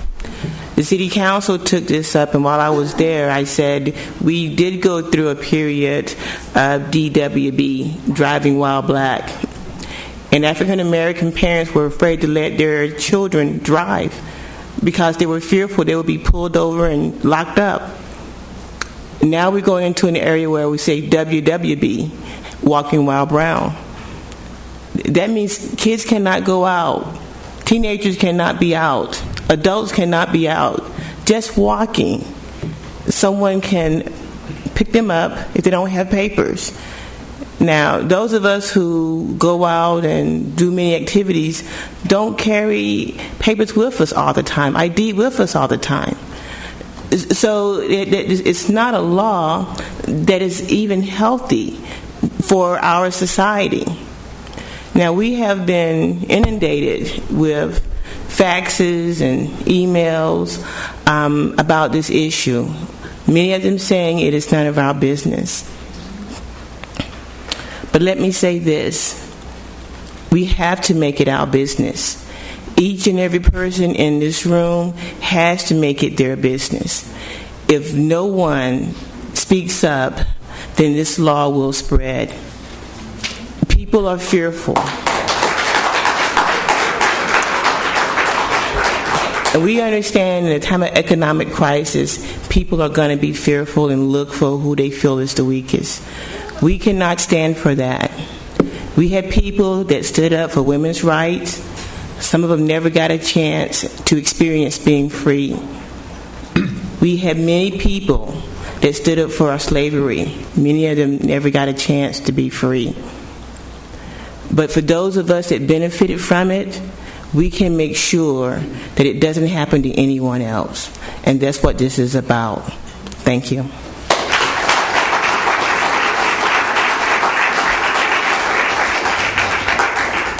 Nakamura, you wish to speak? Well, I have really actually struggled with this a lot more than I would have thought because, as you have mentioned, I am married to an immigrant and have experienced firsthand, discrimination from someone under color of authority in a uniform. It's not pretty, and I have really yet struggled with this for a number of reasons, and my intent has been actually to abstain because I am concerned about this within our jurisdiction. And I also have to say that if we are truly concerned, and this has bothered me actually for a couple of years, if we are truly concerned about our children's safety, I am wondering why we have not sent a travel advisory 30 minutes from our border where people are being decapitated, where there are people being murdered, not arguably by only the hundreds, but by the thousands over the last couple of years, and why we don't warn our students and our children about that. There was a school board member in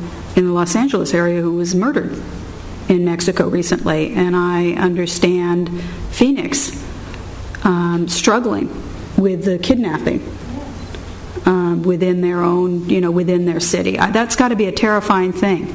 It's terrifying when it's happening here, and it's something our children face every day. But this is a civil rights violation. I truly do believe very strongly. And I do understand driving while black or brown, and I don't think you should be walking by black or brown either at this point. I do understand the concern that you may have to stay inside of your home. I think it is a civil rights violation, but I believe there are also processes for these, violations of the Constitution, in my opinion, to take place. This is why we have appeals courts. This is why we have the Supreme Court. This is why we have a judicial system, and why people are elected or not elected. I have a real problem with that. In fact, I'm speaking far too long on this. We've already spoken an hour, and my feeling was that we've got the budget, we've got the education. I would really like to have heard more from the parent who had problems with autism. But since this is on the agenda, I cannot look into the eyes of a lot of people that I respect who have come to the podium today and talked about what this matters, how this matters to them.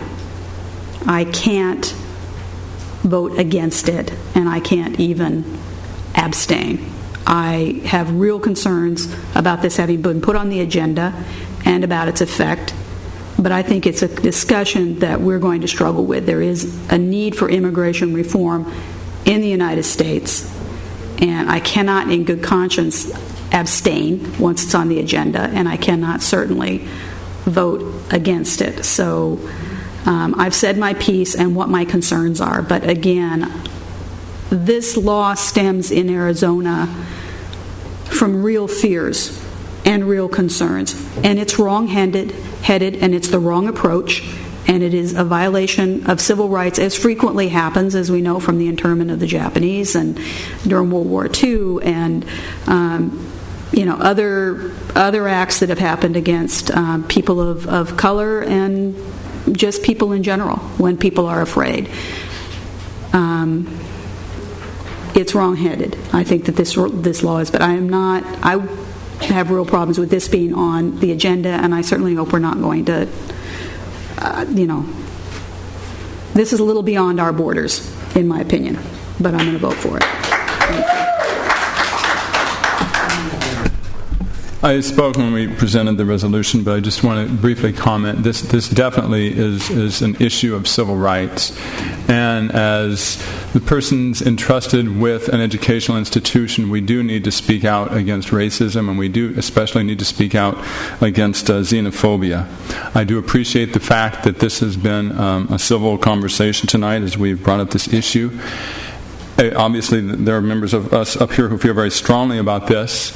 I think we are backed up by a lot of people. I was surprised this morning. The San Diego Union Tribune editorial pages do not usually have anything very kind to say about me. They pointed out that this was involved racial profiling, and no matter how you dressed it up, that's what it was.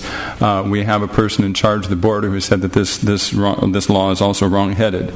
The other issue is, should the school board be taking up such an issue? And I think that is a legitimate question. I think that sometimes, for example, I see Congress and they're having hearings about steroids in baseball. I think this is much more important than that. I do want to point out, when people are concerned about taxpayer time and money, that we are not advocating anything here that is going to take up taxpayer time and money. Mr. Barrera has put this motion forward originally. He works very hard as the leader of the school board and puts in many hours for a total of about $336 per week. So I'm sure you can say that the time he has put into thinking this and writing this was certainly done on his own free time. This is a public forum. This is a very important civil exercise, and I think it's very important that we do this. So I think it's very important that we pass this motion, and I just want to be clear that we have introduced different versions, the original one by Mr. Barrera, and the one with the revision by me, and then the other was proposed by Mr. DeBeck. But we are discussing the one that says basically we condemn this law. We as a board and as a district are going to boycott the state of Arizona accordingly, and we are calling upon members of Congress to really develop comprehensive immigration reform that can be consistently applied across the nation.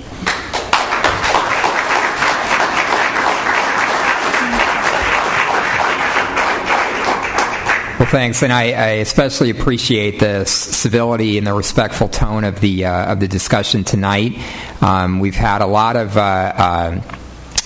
emails and communication on this issue. For the most part, again, respectful and civil tone. In some cases, crossing a line.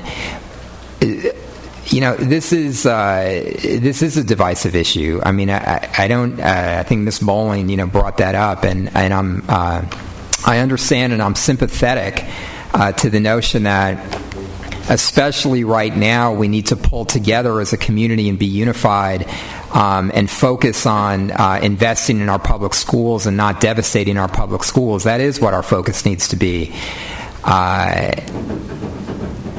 The agenda, this has been put on the agenda, though, in a way that we can't simply ignore. Not by me putting it on our board agenda, but by politicians in Arizona choosing to pass this law.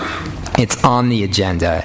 And when an issue, and it's been said, many times tonight, when an issue comes up, we're all struggling in this country right now. We're all struggling. People have lost jobs. People have lost homes. We see budget cuts across the country. And there's really a couple of ways to react to that, to handle that.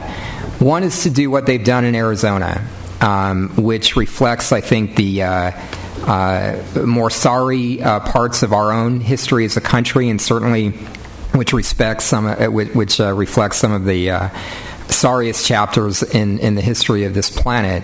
And that's to turn on each other. That when times are tough, you find a scapegoat, you point a finger, you say, you don't look like me, you don't talk like me, you're not from the same place that I am, and I'm going to blame you for my problems. And that's frankly what's being done right now in Arizona, no matter how much people want to rationalize it. There's another way that we confront problems, and that's what we saw Saturday in Balboa Park. And that's all of us coming together as a united community, celebrating our diversity, celebrating the progress that we've made and the great work that's been going on in our schools, and demanding that we move forward without the devastation of our schools. But that's about coming together as a community, which I just believe so strongly is the American way of doing things. And when we're confronted with an issue like this, we can't ignore it. We can't do nothing, because when you do nothing, it spreads. We can stand up as Americans and say we honor everybody in our country. We believe in the promise of this country, and we're going to honor it here tonight. I appreciate some of the improvements that I believe Dr. Evans has made to this resolution, and I suggest we vote now.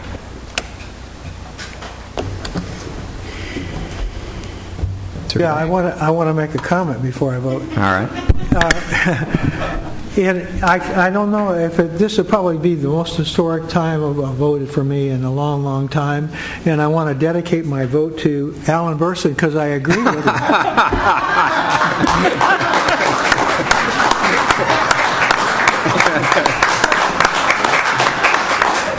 All right, thank you. The resolution passes 5-0. Thank you, Mr. DeBack. Okay, thank you.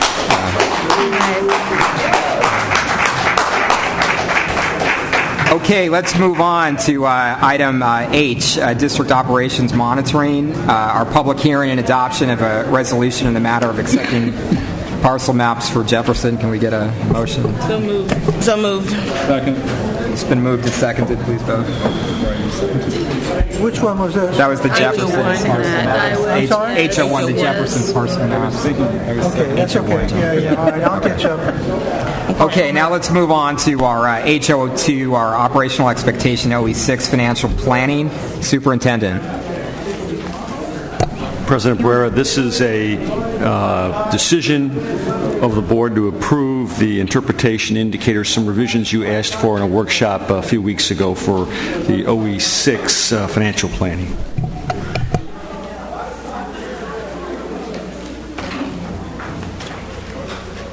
Is someone going to go through this? We're going to walk us through it. Maybe Phil. Why don't we actually get a motion in a second and then discuss it? Can we get a motion to approve? Motion to approve. H02, yeah. We've got a motion to approve from Ms. Nakamura. Second. A second, okay. Mr. Stover? Okay, thank you. Back on April 27th, finance staff presented to you OE6 and 7. You approved OE7 and requested that we make two changes to OE6, OE 6.5 and OE 6.6. We've made those changes at your request. And looking at OE 6.5 first, you asked that we amend our interpretation and our indicators to demonstrate an understanding of your desire for us to have a long-term budget plan, not just a one-year. I'm sorry, Mr. Stover. Can we please keep our voices down? Thank you. He's on the phone. I'm sorry, if you're going to make a phone call, please step outside. Sorry. Go ahead, Mr. Stover. Okay. So in OE 6.5, we have amended our interpretation to include the emphasis on a long-range budget plan. The indicators we have, you see in red. Red indicates what we have added to it to show that we will be submitting to you a 5-year budget plan. And we're looking for an indicator that says when the board adopts our 2010-11 budget and approves of the board budget projections for the out years.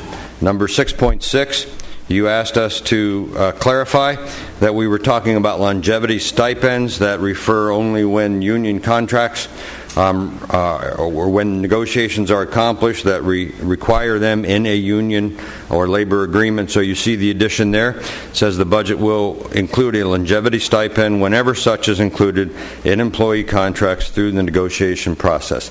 Those are the two changes, and we present them to you. Okay, I have yes. Okay, let's go back to OE 6.1. And since we have... So here it says the deputy superintendent academics have done training with the finance staff, and so should that be the academics one or the finance one, or? No, it is academic because what we are suggesting there is that the budget and finance department needs to have a better awareness and understanding of tying in the budget to the academic goals of the district. Okay. And the way to accomplish that is for our staff to be specifically trained by the academic folks in how what we do financially relates to the academic goals of the district. And is it going to be an ongoing type of training, yes, or just okay? Yes, we would see good. that being an annual training. Okay, nothing in mine is marked in red, so I can't see where you're red. Where you're 6.5. Yes. No, my 6.5 is not in red. Nothing in mine is in red. Okay. Okay. Any other comments or questions? Okay, we've got a motion to approve. Please vote. Great. And thank you for coming back with that work. Yeah. Okay, let's move on to item H03, the overview of the budget development process. Superintendent. President Barrera, we wanted the finance team, with a few weeks before milestone events like the May revise and then eventually the adopted budget, to highlight in a very direct way some of the concepts that go into the budget, the terminology, and take just a few minutes to do that. Yes, what we'd like to do for you tonight is begin the budget season, the budget process, by giving you words instead of numbers. And in so doing, we'd like you to give you an understanding of what is going to be happening over the next few weeks, some definitions of some terms. We would like all the stakeholders, the board and all of our stakeholders, to better understand what we do and why we do it. Do we in have that copies? regard, I would like to It's in here. make sure that Jen and Ro, our two directors, are recognized. Stand up there, directors. You will be hearing from them a lot in the next month. Amy Shackelford is also a director for us, and she has done a tremendous job of leading us in this interim time from a financial perspective, and she's going to kick it off and work with you to understand what we're going to be doing with you, for you, and hopefully not to you over the next 6 to 8 weeks. Oh, you'll be doing it to us. Before you start, Yes. there's stuff in here that I fully understand, but there's this budgeting software and some other stuff that, what I really think, and I'm just speaking for myself, but what I really think is I don't want to be surprised at the end. I'd rather watch it happen. And so is there a way that the board may be able to look at the progress as it goes? Or are we going to be just wait until I hear surprise, here's the budget? See, because I want to watch this process. I want to watch it happen. That's myself. The rest of the board can speak for themselves. Our next scheduled workshop is on May 27th. Once we get the May revise and have time to analyze the impacts of that, we were going to provide that analysis to you, I believe it's Thursday the 27th. As far as a live progression of where we are with the SBB tool is a work in progress. For this first year that we rolled it out to the school sites and to the departments. As far as consolidating it into one total budget for all of the funds, we're currently doing that in PeopleSoft for this year. Okay, so we're not going to be able to look at the software and look at, let's say, at the source documents or at the conclusion. We're basically going to have to wait. You can go into SBB and you can pull up any of your schools and you'll be able to see their current year actuals, their allocations for next year, and what they've budgeted for next year by all of the resources. As far as a district total roll-up, it doesn't exist in the tool right now, but all of the individual sites and departments you could see. But eventually, this budgeting software will merge into a single budget. Yes, for next year. But that's not going to happen this year. For this year. Thank you. Okay.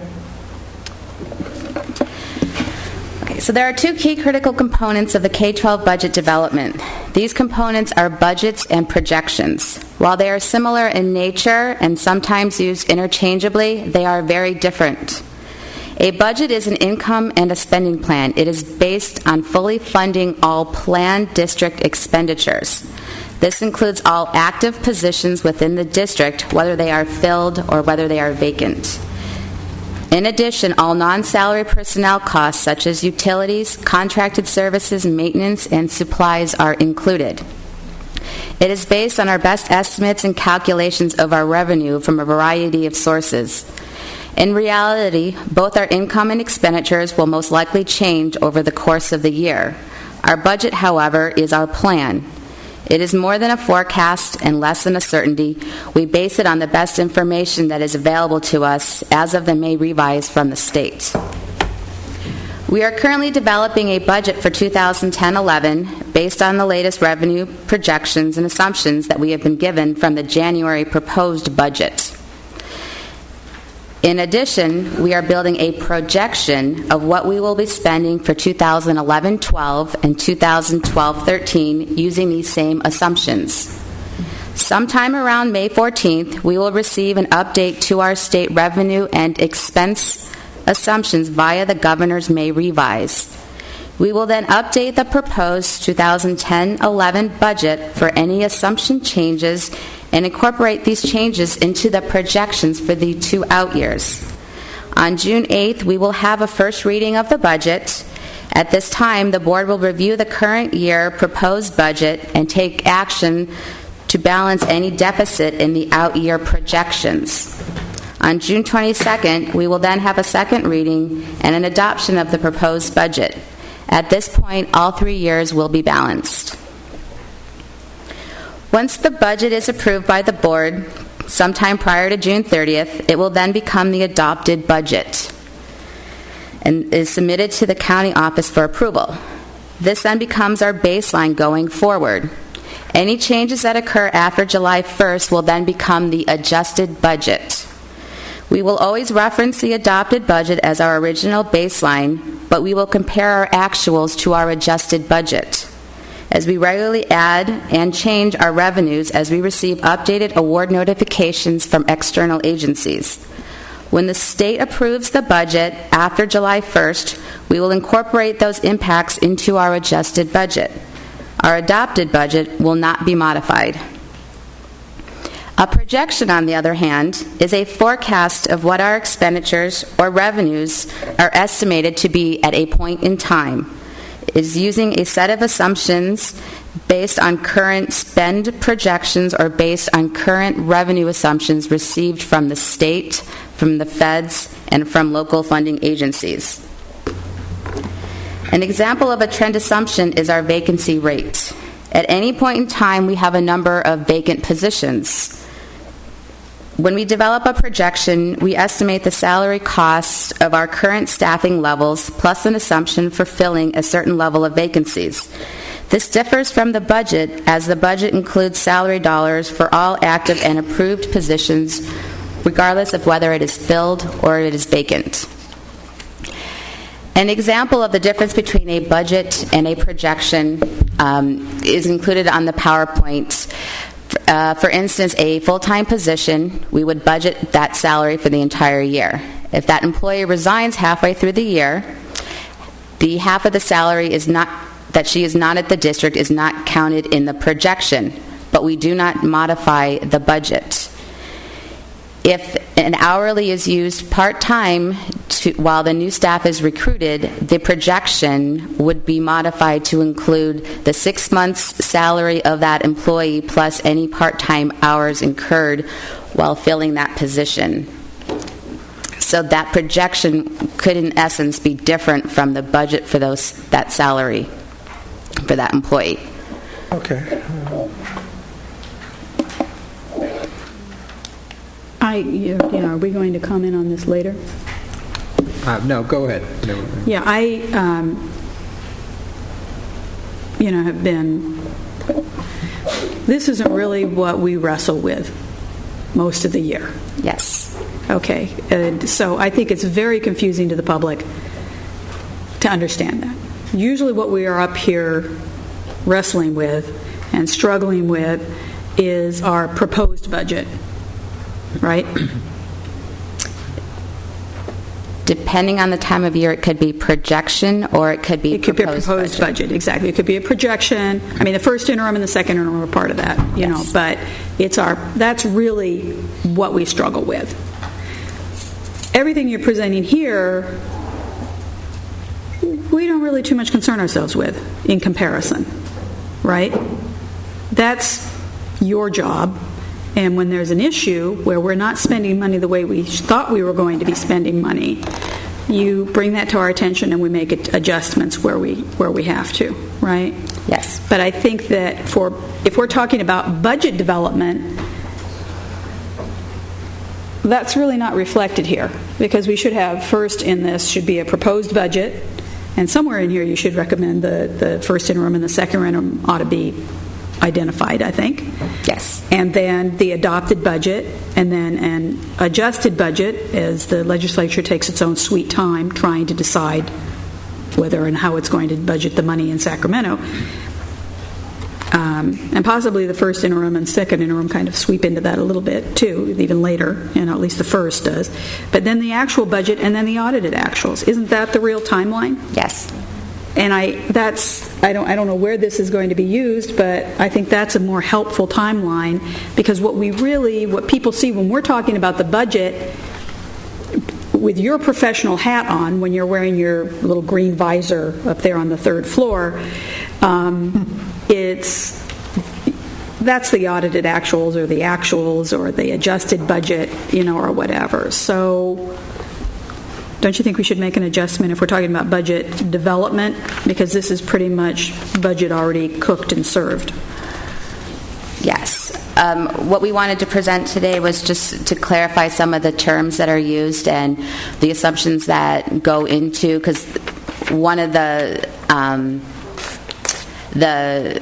beliefs, one of the things that we always hear about the finance is that the numbers always change, and projection versus budget versus interim. So we were trying to, before we got into the full budget development cycle, is to explain the difference of adopted budget as a point in time, then we move to adjusted budget, and then we build projections going forward. I think but you never include the proposed budget in here, which is really what we wrestle with. The proposed budget, right? So I'm just trying to give you some feedback. For somebody who doesn't do your job, this is what I find as a layman. I'm an attorney, but I'm not a finance person as a layman. That's really, that whole thought process is what I really don't get, that I don't understand. And I think this sort of exemplifies why. So that's my recommendation for a change, or if you're going to use this with anybody, that you give because that's something people can sort of understand. First you plan, then you develop, adopt that plan, and then you actually start spending that plan, but sometimes you need adjustments, and then once everything's all done and the money's all spent, then you've got a solid set of books as to what actually happened, a record of what happened. So that's, Amy, I'm trying to help you here, so, okay. And Amy and Phil, I don't know if we want to move this along a little bit. Yeah, I'm sorry. No.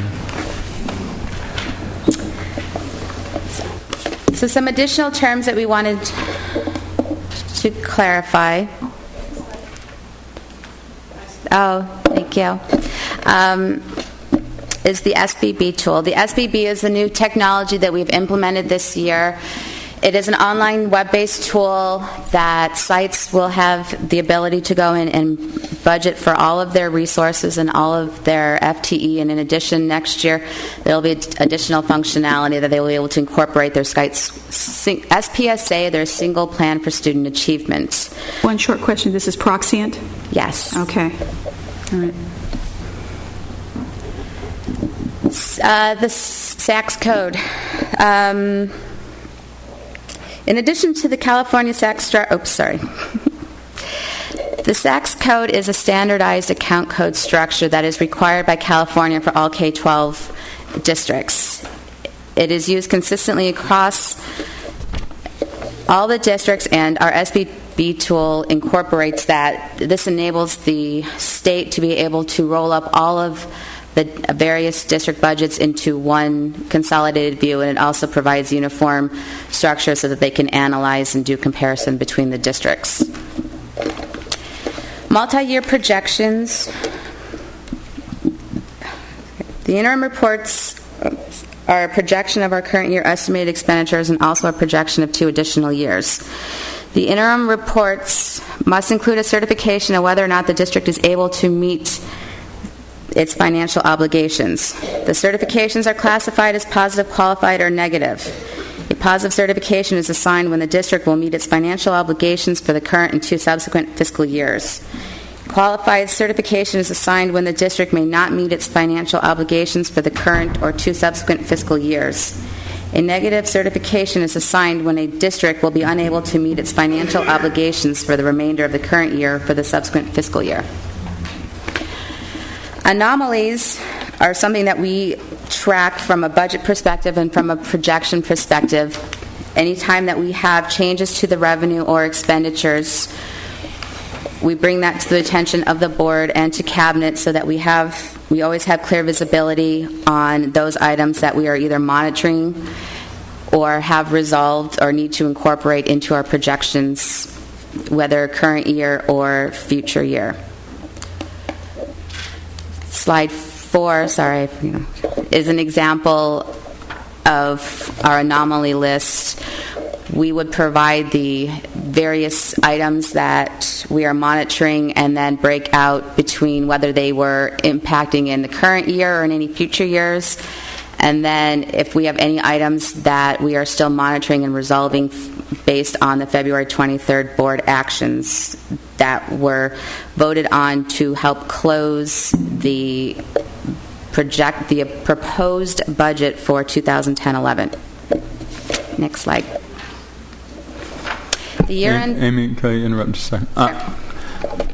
I think we might be able to go through this a little more quickly, and I think I even made the point that it's great to have it on the level for dummies, basically really basic. I'm actually surprised that in a year or so I've actually learned some of these terms. So it might be helpful if we kind of just go through each page, and if there are questions on it, we can bring them up. I think we all know what year-end balance, surplus, and par, and all that is. Yep. Does that save you some work? Sure. Okay. Does that seem reasonable? Sure. Yes, because I'm good at page 10. Page 10? Well, let's flip slowly. 5, 6, 7.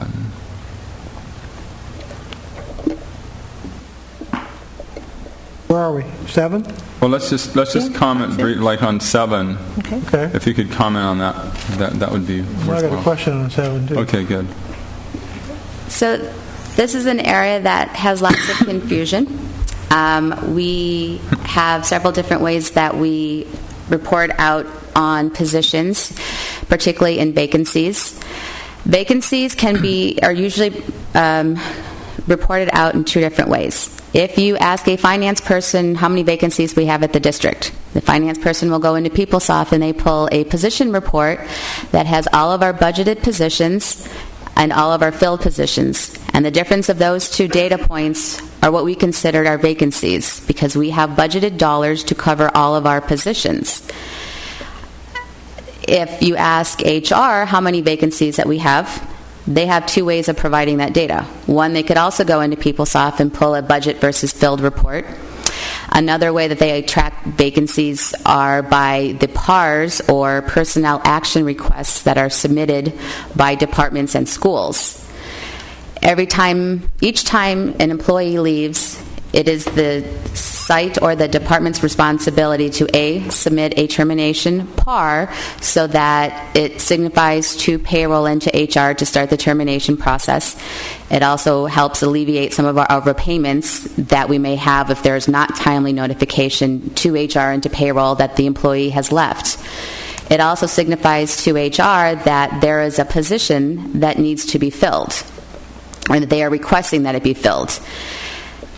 If the site or the department does not have the funding available, or knows that they are not going to have that position filled, they may not necessarily submit a PAR. So that, in essence, can create a discrepancy if you are looking at the budgeted versus filled reports from a financial perspective versus those vacancy PARs that are submitted to HR, which signal HR to go out and start the recruitment process. Just let me ask this. Okay. I'm sorry, go ahead. John is first.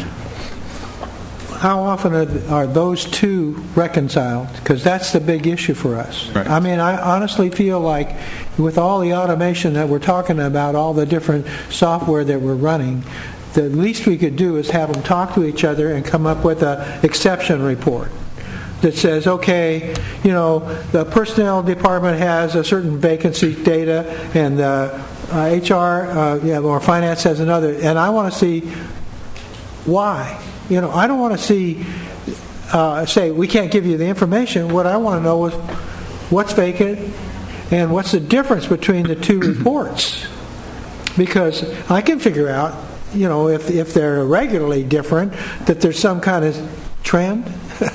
But I certainly don't want to be caught in the idea that, well, once a year we tell you that we've been wrong all year.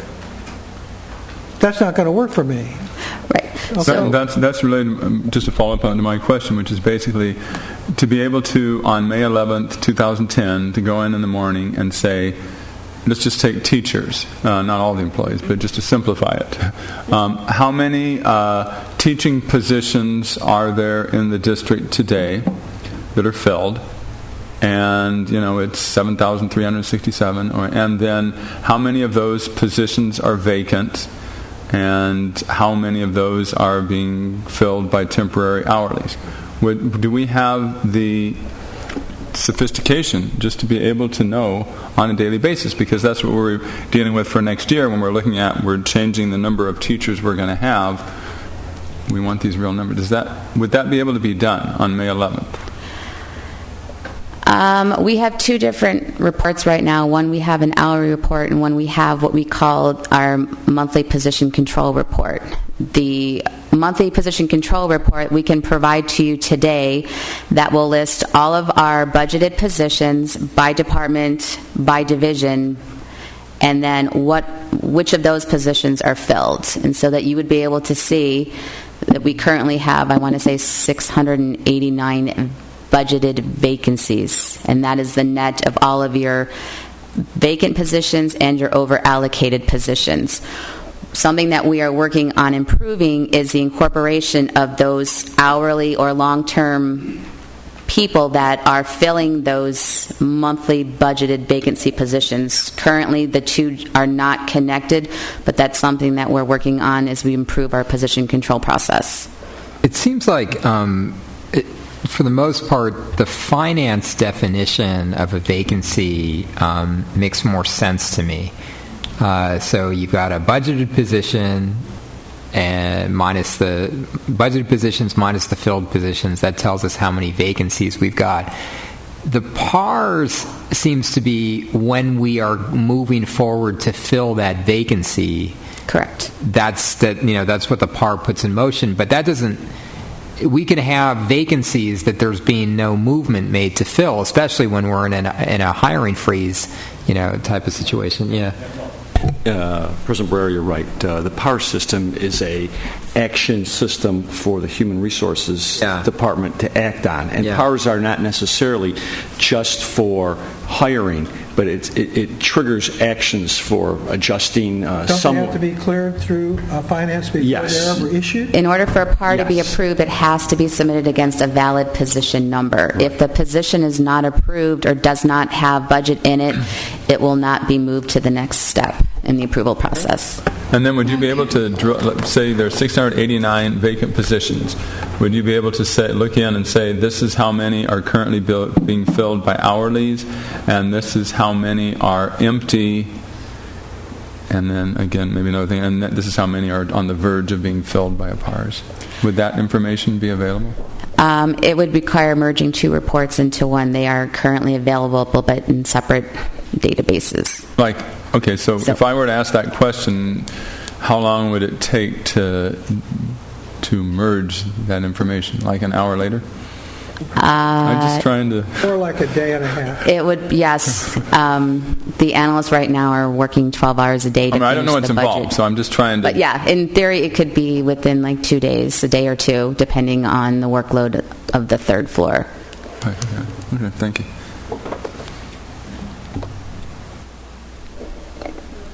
Okay, and so the other terminology that I wanted to clarify is the difference between FTE and headcount. When we build budgets, we build them based on full-time equivalents, and that is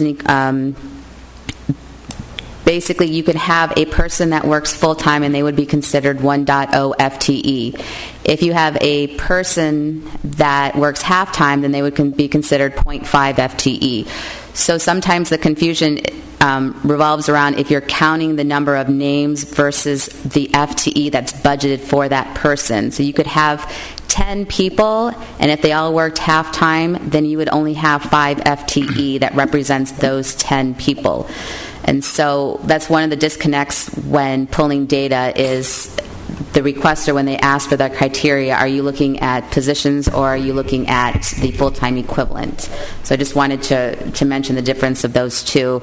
I think in some of the reports, if you count lines of names, that doesn't necessarily reflect positions because they may be half-time or part-time positions. Shouldn't all vacancies be listed as equivalents in full-time equivalencies? Yes. So, for example, you got a 4/10 of a position available. But that's a vacancy and it's not a full position. Right. Correct. It's still one person, but it's 0.8 FTE. So if you add the sum of the FTE, you're going to get a different number than if you're counting the actual positions. That comes. So for us, it's we have to truly know what the FTE proportion is, because we talk about cutting 260 positions, and some of those positions we're looking at cutting are only half-time positions or quarter-time positions. Then that gets into a whole nother, people. Mm-hmm. Yeah, that's not next at 400. The new software, Proxient, or SBB or whatever it is you want to call it. But Proxient, I don't know why we should call it site-based budgeting, because Proxient's going to also be help with these department issues, right? For the individual departments here at the Ed Center, correct? Yes, all departments and all sites are in the S. Right. So it's not just site-based budgeting. I think it's something we need a more better. When we purchased it, it was results-based budgeting, and then it got changed to site-based budgeting. Yeah, but it's not site-based budgeting, so that's misleading, and I am petitioning that we change that or it's not department budgeting either. It's at any rate, I'll let you work on that, but you get my point.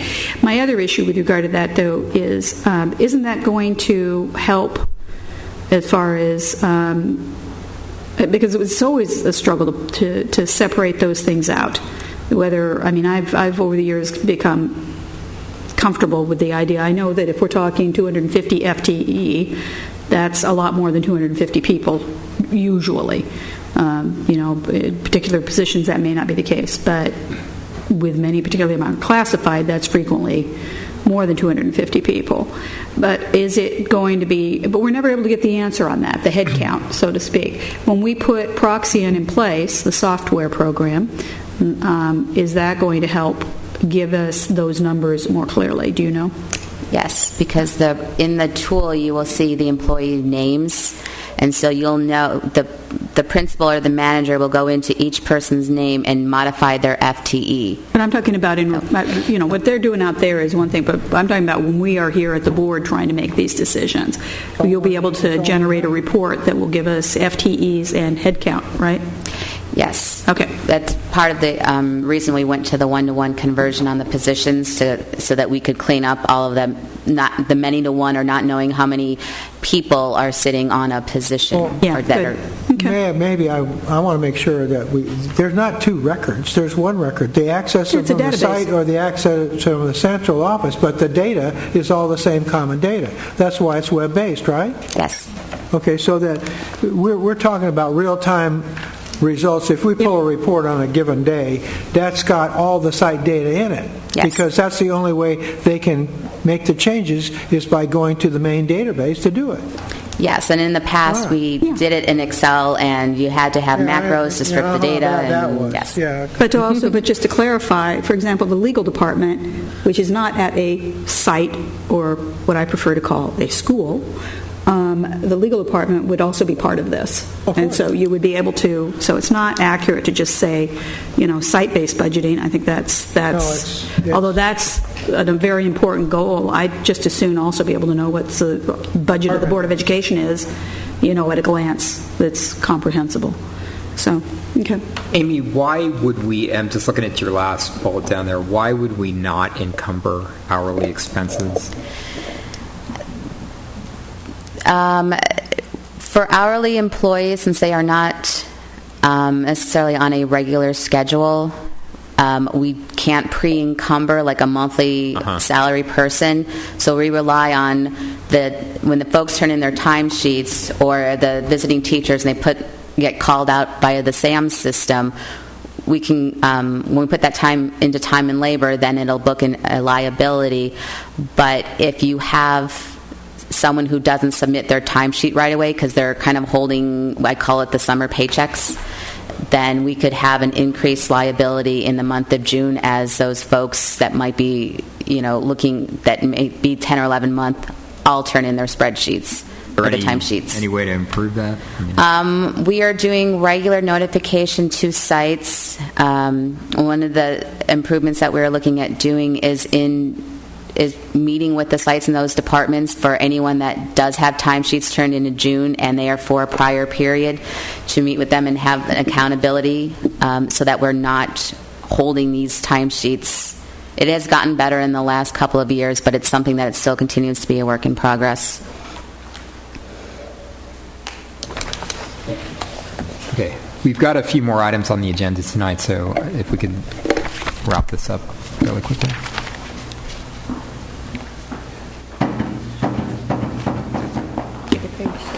All right, just to wrap up on page 11, I just want to very, very quickly. We do have some specific challenges we're going to talk to you about in June and July. July, we'd like to do a workshop with you on. Do I have? Okay, right there. In July, we'd like to come back to you to do a workshop specifically on our physical plant operations, budgeting, and funding. It's a major issue for us, and it's one we want to bring to your attention, and we would like to fix.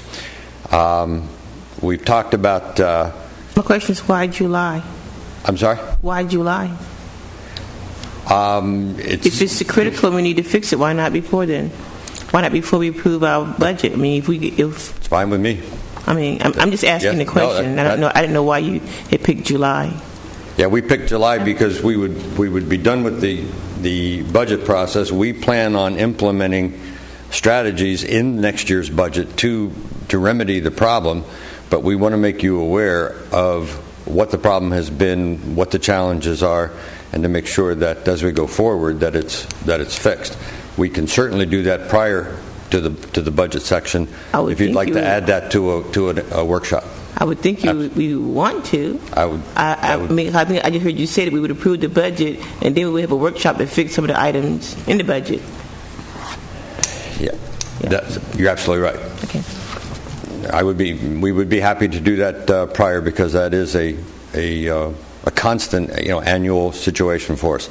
We really want to work hard on number 4 there to train folks, the managers, in more budget processes, so they're involved in it and accountable for it. We've talked about most of these things on here. Number 10, number 9 too. Number 9 is parity is very important. Number 10, we don't. I think we need to do a better job of communicating and engaging our stakeholders, especially when we make a change. As we have lately with the schools, we need to do a better job with that. I think number 7, I just really quickly say we need, I think, district-wide, and hopefully through the Monitoring and Accountability Office, we'll be able to get more and more effective at measuring the effectiveness of where we spend our money. And as you know, we're looking to strengthen our organization with some better technology, better planning, communicating, and going from there. You do have a timeline there. Very quickly, if you have any questions on that, either I or Amy can answer those questions. That's what we're looking for going forward. If you would like us to insert in late May at a workshop that you have, the PPO workshop, I would say let's do it. I mean, that's been something I've been interested in for 4 years now. Okay? All right. Thank you very much. Thank you. Thanks, Phil. Thanks, Amy. Yep. Okay, moving on to item HO4, the Civic Center and Balboa Stadium rate schedules. Can we get a motion to approve? This is for the rate schedules? Yeah. Move approval. Yeah, second? Do we have a second? Second. Okay, please vote. Oh, you want to go? Okay, hold on. Ms. Jackson. Yep. Okay. I know that we maintained last year you want a 4.5 increase this year, but my question really is about the monitoring of these spaces. Where's Drew at? Hey, Drew.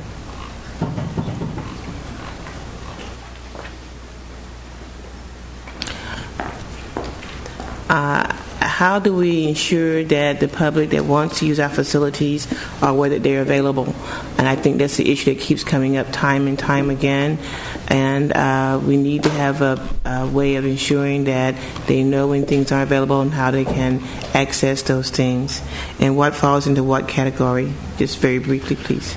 Well, you're 2 weeks ahead of me in that we're presenting OE9 to you on March 25th, and that does address some of your issues. In that report, we will show you how many uses we did last year and into this year. 2008-09, we permitted 8,000 and some odd days of use. It still is a dialogue between the rentals office and the site. The site has veto power because our intent is to make sure we're not disrupting operations at the site.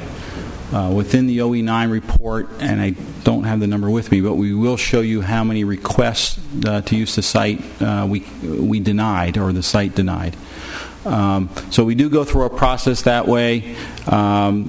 We also sent out a circular actually that went out today to all the sites, reminding them of the process, reminding them why the rentals office is involved, not only to make sure it's equitable, but also to make sure we've got the right insurance, so we're all covered there, to make sure that the proper fee according to this schedule is collected. We do, as far as how you align on the columns within the fee schedule, we do have a rentals clerk that works through that and asks the appropriate questions. Are you a nonprofit organization? Are you a 503c? Or so just very quickly, free use is for who? Is for nonprofits. Okay. direct cost recovery use? Is for community organizations typically. And rental is regular people? Yes. Yeah. And then commercial? Yes. Okay. Yeah. I would just like to ask that as we move forward, that part of the principals coming back to school, beginning of the school year, that at least an hour is set aside to review the policies of this with them each year. Okay, certainly. Thank you. We can certainly do that, and I think it's a two-way street, as most of the board members probably already know. The principal and the campus leadership makes the call on how they want to use their particular premises. They send their request for use through the rental office, who will match it to policy and whether or not you can apply an appropriate rate. Where we need to continually remind and refresh with the principals and the campus leadership is that they do need to validate with the rental office, not go their own, because liability and insurance and all those other issues need to be scrubbed and validated. Basically, a site can't rent the facility on their own, bank the money. It's all got to come to the district centrally first. Now, how about the proceeds? Does it always go to the district, or is it shared with the site, or does it depend? Our approach has been, again, the proceeds are collected in the rental office or through the rental office. It's not held there. The district centrally collected. District centrally collects it. It's actually an audit finding, by the way, and we have refined that process that the money is received here on the third floor. That is matched against the costs that are incurred on that day, whether it's utilities or custodian. And then that balance is maintained in the records. Typically, at the end of the fiscal, or after the end of the fiscal year, the delta, the proceeds minus the costs are returned. Gain or loss? Pardon me? The gain or loss? Gain. Or just the gain? Just the gain is transmitted back to the site.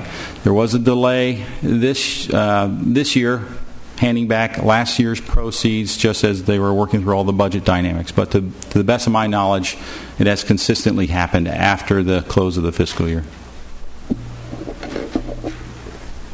So in other words, we're treating all our facilities as being site-owned facilities, but centrally collecting the money. Yes. That is our intent. Not to say sometimes things, well, it's only if it comes to the rental office. It's a violation of our policy to do it otherwise. Yes. Okay. But then the proceeds for those things go to the sites at the end of the school year, and how are they reflected in their budget? Are they just going as a ASB income, or do they go in as a discretionary dollar for the school? How do they go? I'm not 100% sure, but I'm 90% sure that it's an increase in their discretionary budget in the following year. So that is principal controlled and has nothing to do with the ASB at all. Correct. And I'll validate and make sure, but that's my understanding. That would be a site discretionary dollar. Yes. All right. Yes. So each year you begin with, here's your money. Start. Okay. There's no raking of that over time. Well, I'm not done yet, because we also could have a sweep. We could say, okay, you got an unexpended balance, so we take it. And I think we might have even done this not so long ago. So the question is, when that money goes to the school, what account does it rest in, and what's the rights of the school to that fund? Is it they better spend it now or they'll never get it, or is it what? And if I was a site administrator, I'd want to know that. Amy, is that true? You're saying that if that money's coming, can it be swept? And yes, and that has occurred on occasion. Yeah, but if it went to ASB, it wouldn't be swept, would it? No. All right. So then the question is, it's a policy decision that we've made so far that the income from our facilities go to sites and they go into their discretionary dollars, but that the school district has access to that funds should they need them for budgetary purposes. Yes. So the incentive would be to spend it as fast as you can. Well, and typically all budgets that carry over from all of them, they do roll over. Athletic budget, for example, it rolls over into the discretionary budget at the beginning of the year. But I'm trying to get at a policy issue because, see, there are people that I know that will take the money and say, I'm going to put it aside for something big and special, like a new scoreboard or a repair or something that the district's not going to take care of, and then out of the blue, that plan gets shattered because this school district got hungry for the money. Yes, and you can also, under the auspices of ASB, create an account that is targeted for a specific purpose, like a scoreboard or a field. I guess the question is whether or not right now the policy is that it goes back to discretionary. Is it in the best interest of our students to make that back to the school's ASB account? We would have to look at the ASB piece of that, but currently it does go into unrestricted, and at the end of the year we have not been issuing carryover budgets due to the budget crisis that we have. A policy change would be not to sweep those dollars into the ending balance at the end of the year if they don't spend them. They are booked to a specific account. I'm not saying I'm for or against it. What I'm saying is the practicalities of it would be, if I was a site administrator and I knew what you just told me, as soon as I got the money, I'd encumber it and spend it, because it's going to be get you if you don't. All right? Correct. But I also think that we could have, and with Proxient this might be a little bit more feasible, where a school does decide that it legitimately decides it wants to rent its space out in order to get that scoreboard, and that those sites could be earmarked within their budget, can't they? Yes. So we could earmark it and book it that way so that it doesn't get swept, or at least there's a very serious discussion about it if it is, but that there is some sort of an agreement. So, that's part of the beauty of having Proxient now. It's not like it's a little bit... And we can do that within PeopleSoft. It's just a matter of having a policy stating that just because it's in the unrestricted, it doesn't follow the ending balance, that we actually capture those dollars and save it for the schools to spend in the future. So the question would be, and I guess it's coming in 2 weeks, is how much money are we talking about? That I think that would be a good question for the board, because I don't think the board even has an idea how much money we make each year in the rental of our property that comes back as discretionary funds. So I think is that coming in your presentation in 2 weeks, Drew? Yeah, well, it's not, but we can get that information as part of Drew's OE. To what? It's not currently in his OE, but we can provide that data to Drew so he has those data points for you. That would be... I believe the net from last year was on the order of about $600,000 returned to the sites. But we'll provide you the data. That's after cost, yeah. Yes. Net. The gross is plenty. Yes. Thank you. Okay, we've got a motion and a second to approve the rate schedules for the Civic Center and Balboa Stadium. Please vote. Thanks for the extra information. And item H05 is the rate schedule for the use of district-owned facilities by nonprofit accepted. Get a So motion? move. Second. Okay. Please vote. We'll hear about it. Okay, on to the superintendent's consent agenda. Items I-20, I-28, and I-29 have been withdrawn by staff. I've got no speaker slips. Does any board member wish to remove I-17, I just want to speak to it for a minute before we approve it. Okay, I-17. Yes. Any others? I move the rest. Okay. Second. Okay, we've got a motion and a second to move the rest. Please vote. Okay, I-17. First of all, I want to thank the staff, and a lot in here is things that we have been discussing during our board workshops. But one of the things that I think I'd asked for when we did the grading salary code of 055, it wasn't quite on the charts, and it was off the charts. And I think that we need to be made aware of what that salary is for the board members. That's $202,000. So that's what the salary will be for our deputy superintendents. And since that was, is there anything higher on the salary than the 5.5 on this particular salary schedule?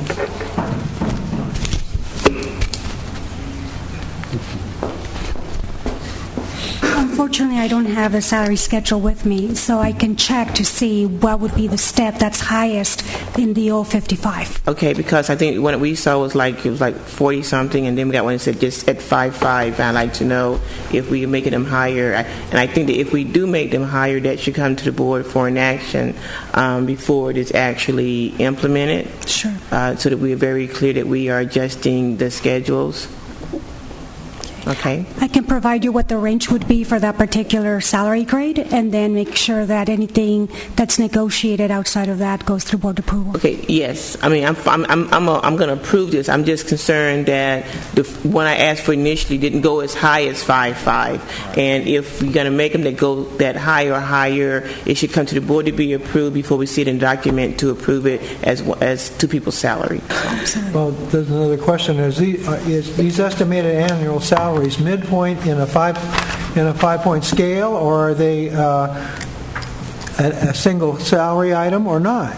See, in other words, many of our salaries have within them like steps. Okay, so if I say estimated annual salary, is that the lowest step, or is that the middle step, or what? Right. See, I think your range ought to be there. Right. What I can provide you would be what the range would be for that particular salary schedule. I just don't have the schedule with me. This is used in terms of the projected mid-grade. Well, let me just use an example. Say, for example, that we're going to hire some assistant superintendents, and they look at this, and their expectation is they start at $144,000. But see, that's the mid-range. So then there really isn't a range. There is just a fixed beginning starting point, which is the published amount. See, so what I want is I'd like to have the range there. Because then any prospective employee will know that they could be placed somewhere within that range, not at a fixed point that somebody's sort of said. And otherwise, the range doesn't mean anything, because you're not even including any of the lower end, because you're using the mid-range as the announced salary for the job. It's not even good personnel policy, in my opinion. Okay, so should we have this as a range versus a set salary? Because if the person is looking at these positions now, and I know the area soups are out there now. Is the salary listed here going to be their salary, or are they going to be in the various range according to their time and things of that nature? They could be placed based on their experience in terms of steps. Most of the time, we do place them on the very first step as they're coming in. Is that part of what is written in their job description or the application description? Correct. In terms of the job advertisement, it does indicate beginning in the first step. However, I think that for the projections in terms of fiscal impact, the mid-range is used. I understand. Just want to make sure they don't come and say you have to pay me, this amount, because that's what the board approved. Absolutely. Thank you. Move it. I'm sorry. So moved. So moved. Do we have a second? You going to have it with a range in it or not? Yes, it should have the range in it. Yes. Well, it doesn't have it here, but so we're going to approve it with the range in it. With the range in it. With the range in it. Yes. Okay. Please go ahead. Okay, great. That concludes our meeting for now. There's no non-agenda item, public testimony, so we need to reconvene in closed session upstairs. Where's all the tar and feathers? That's right.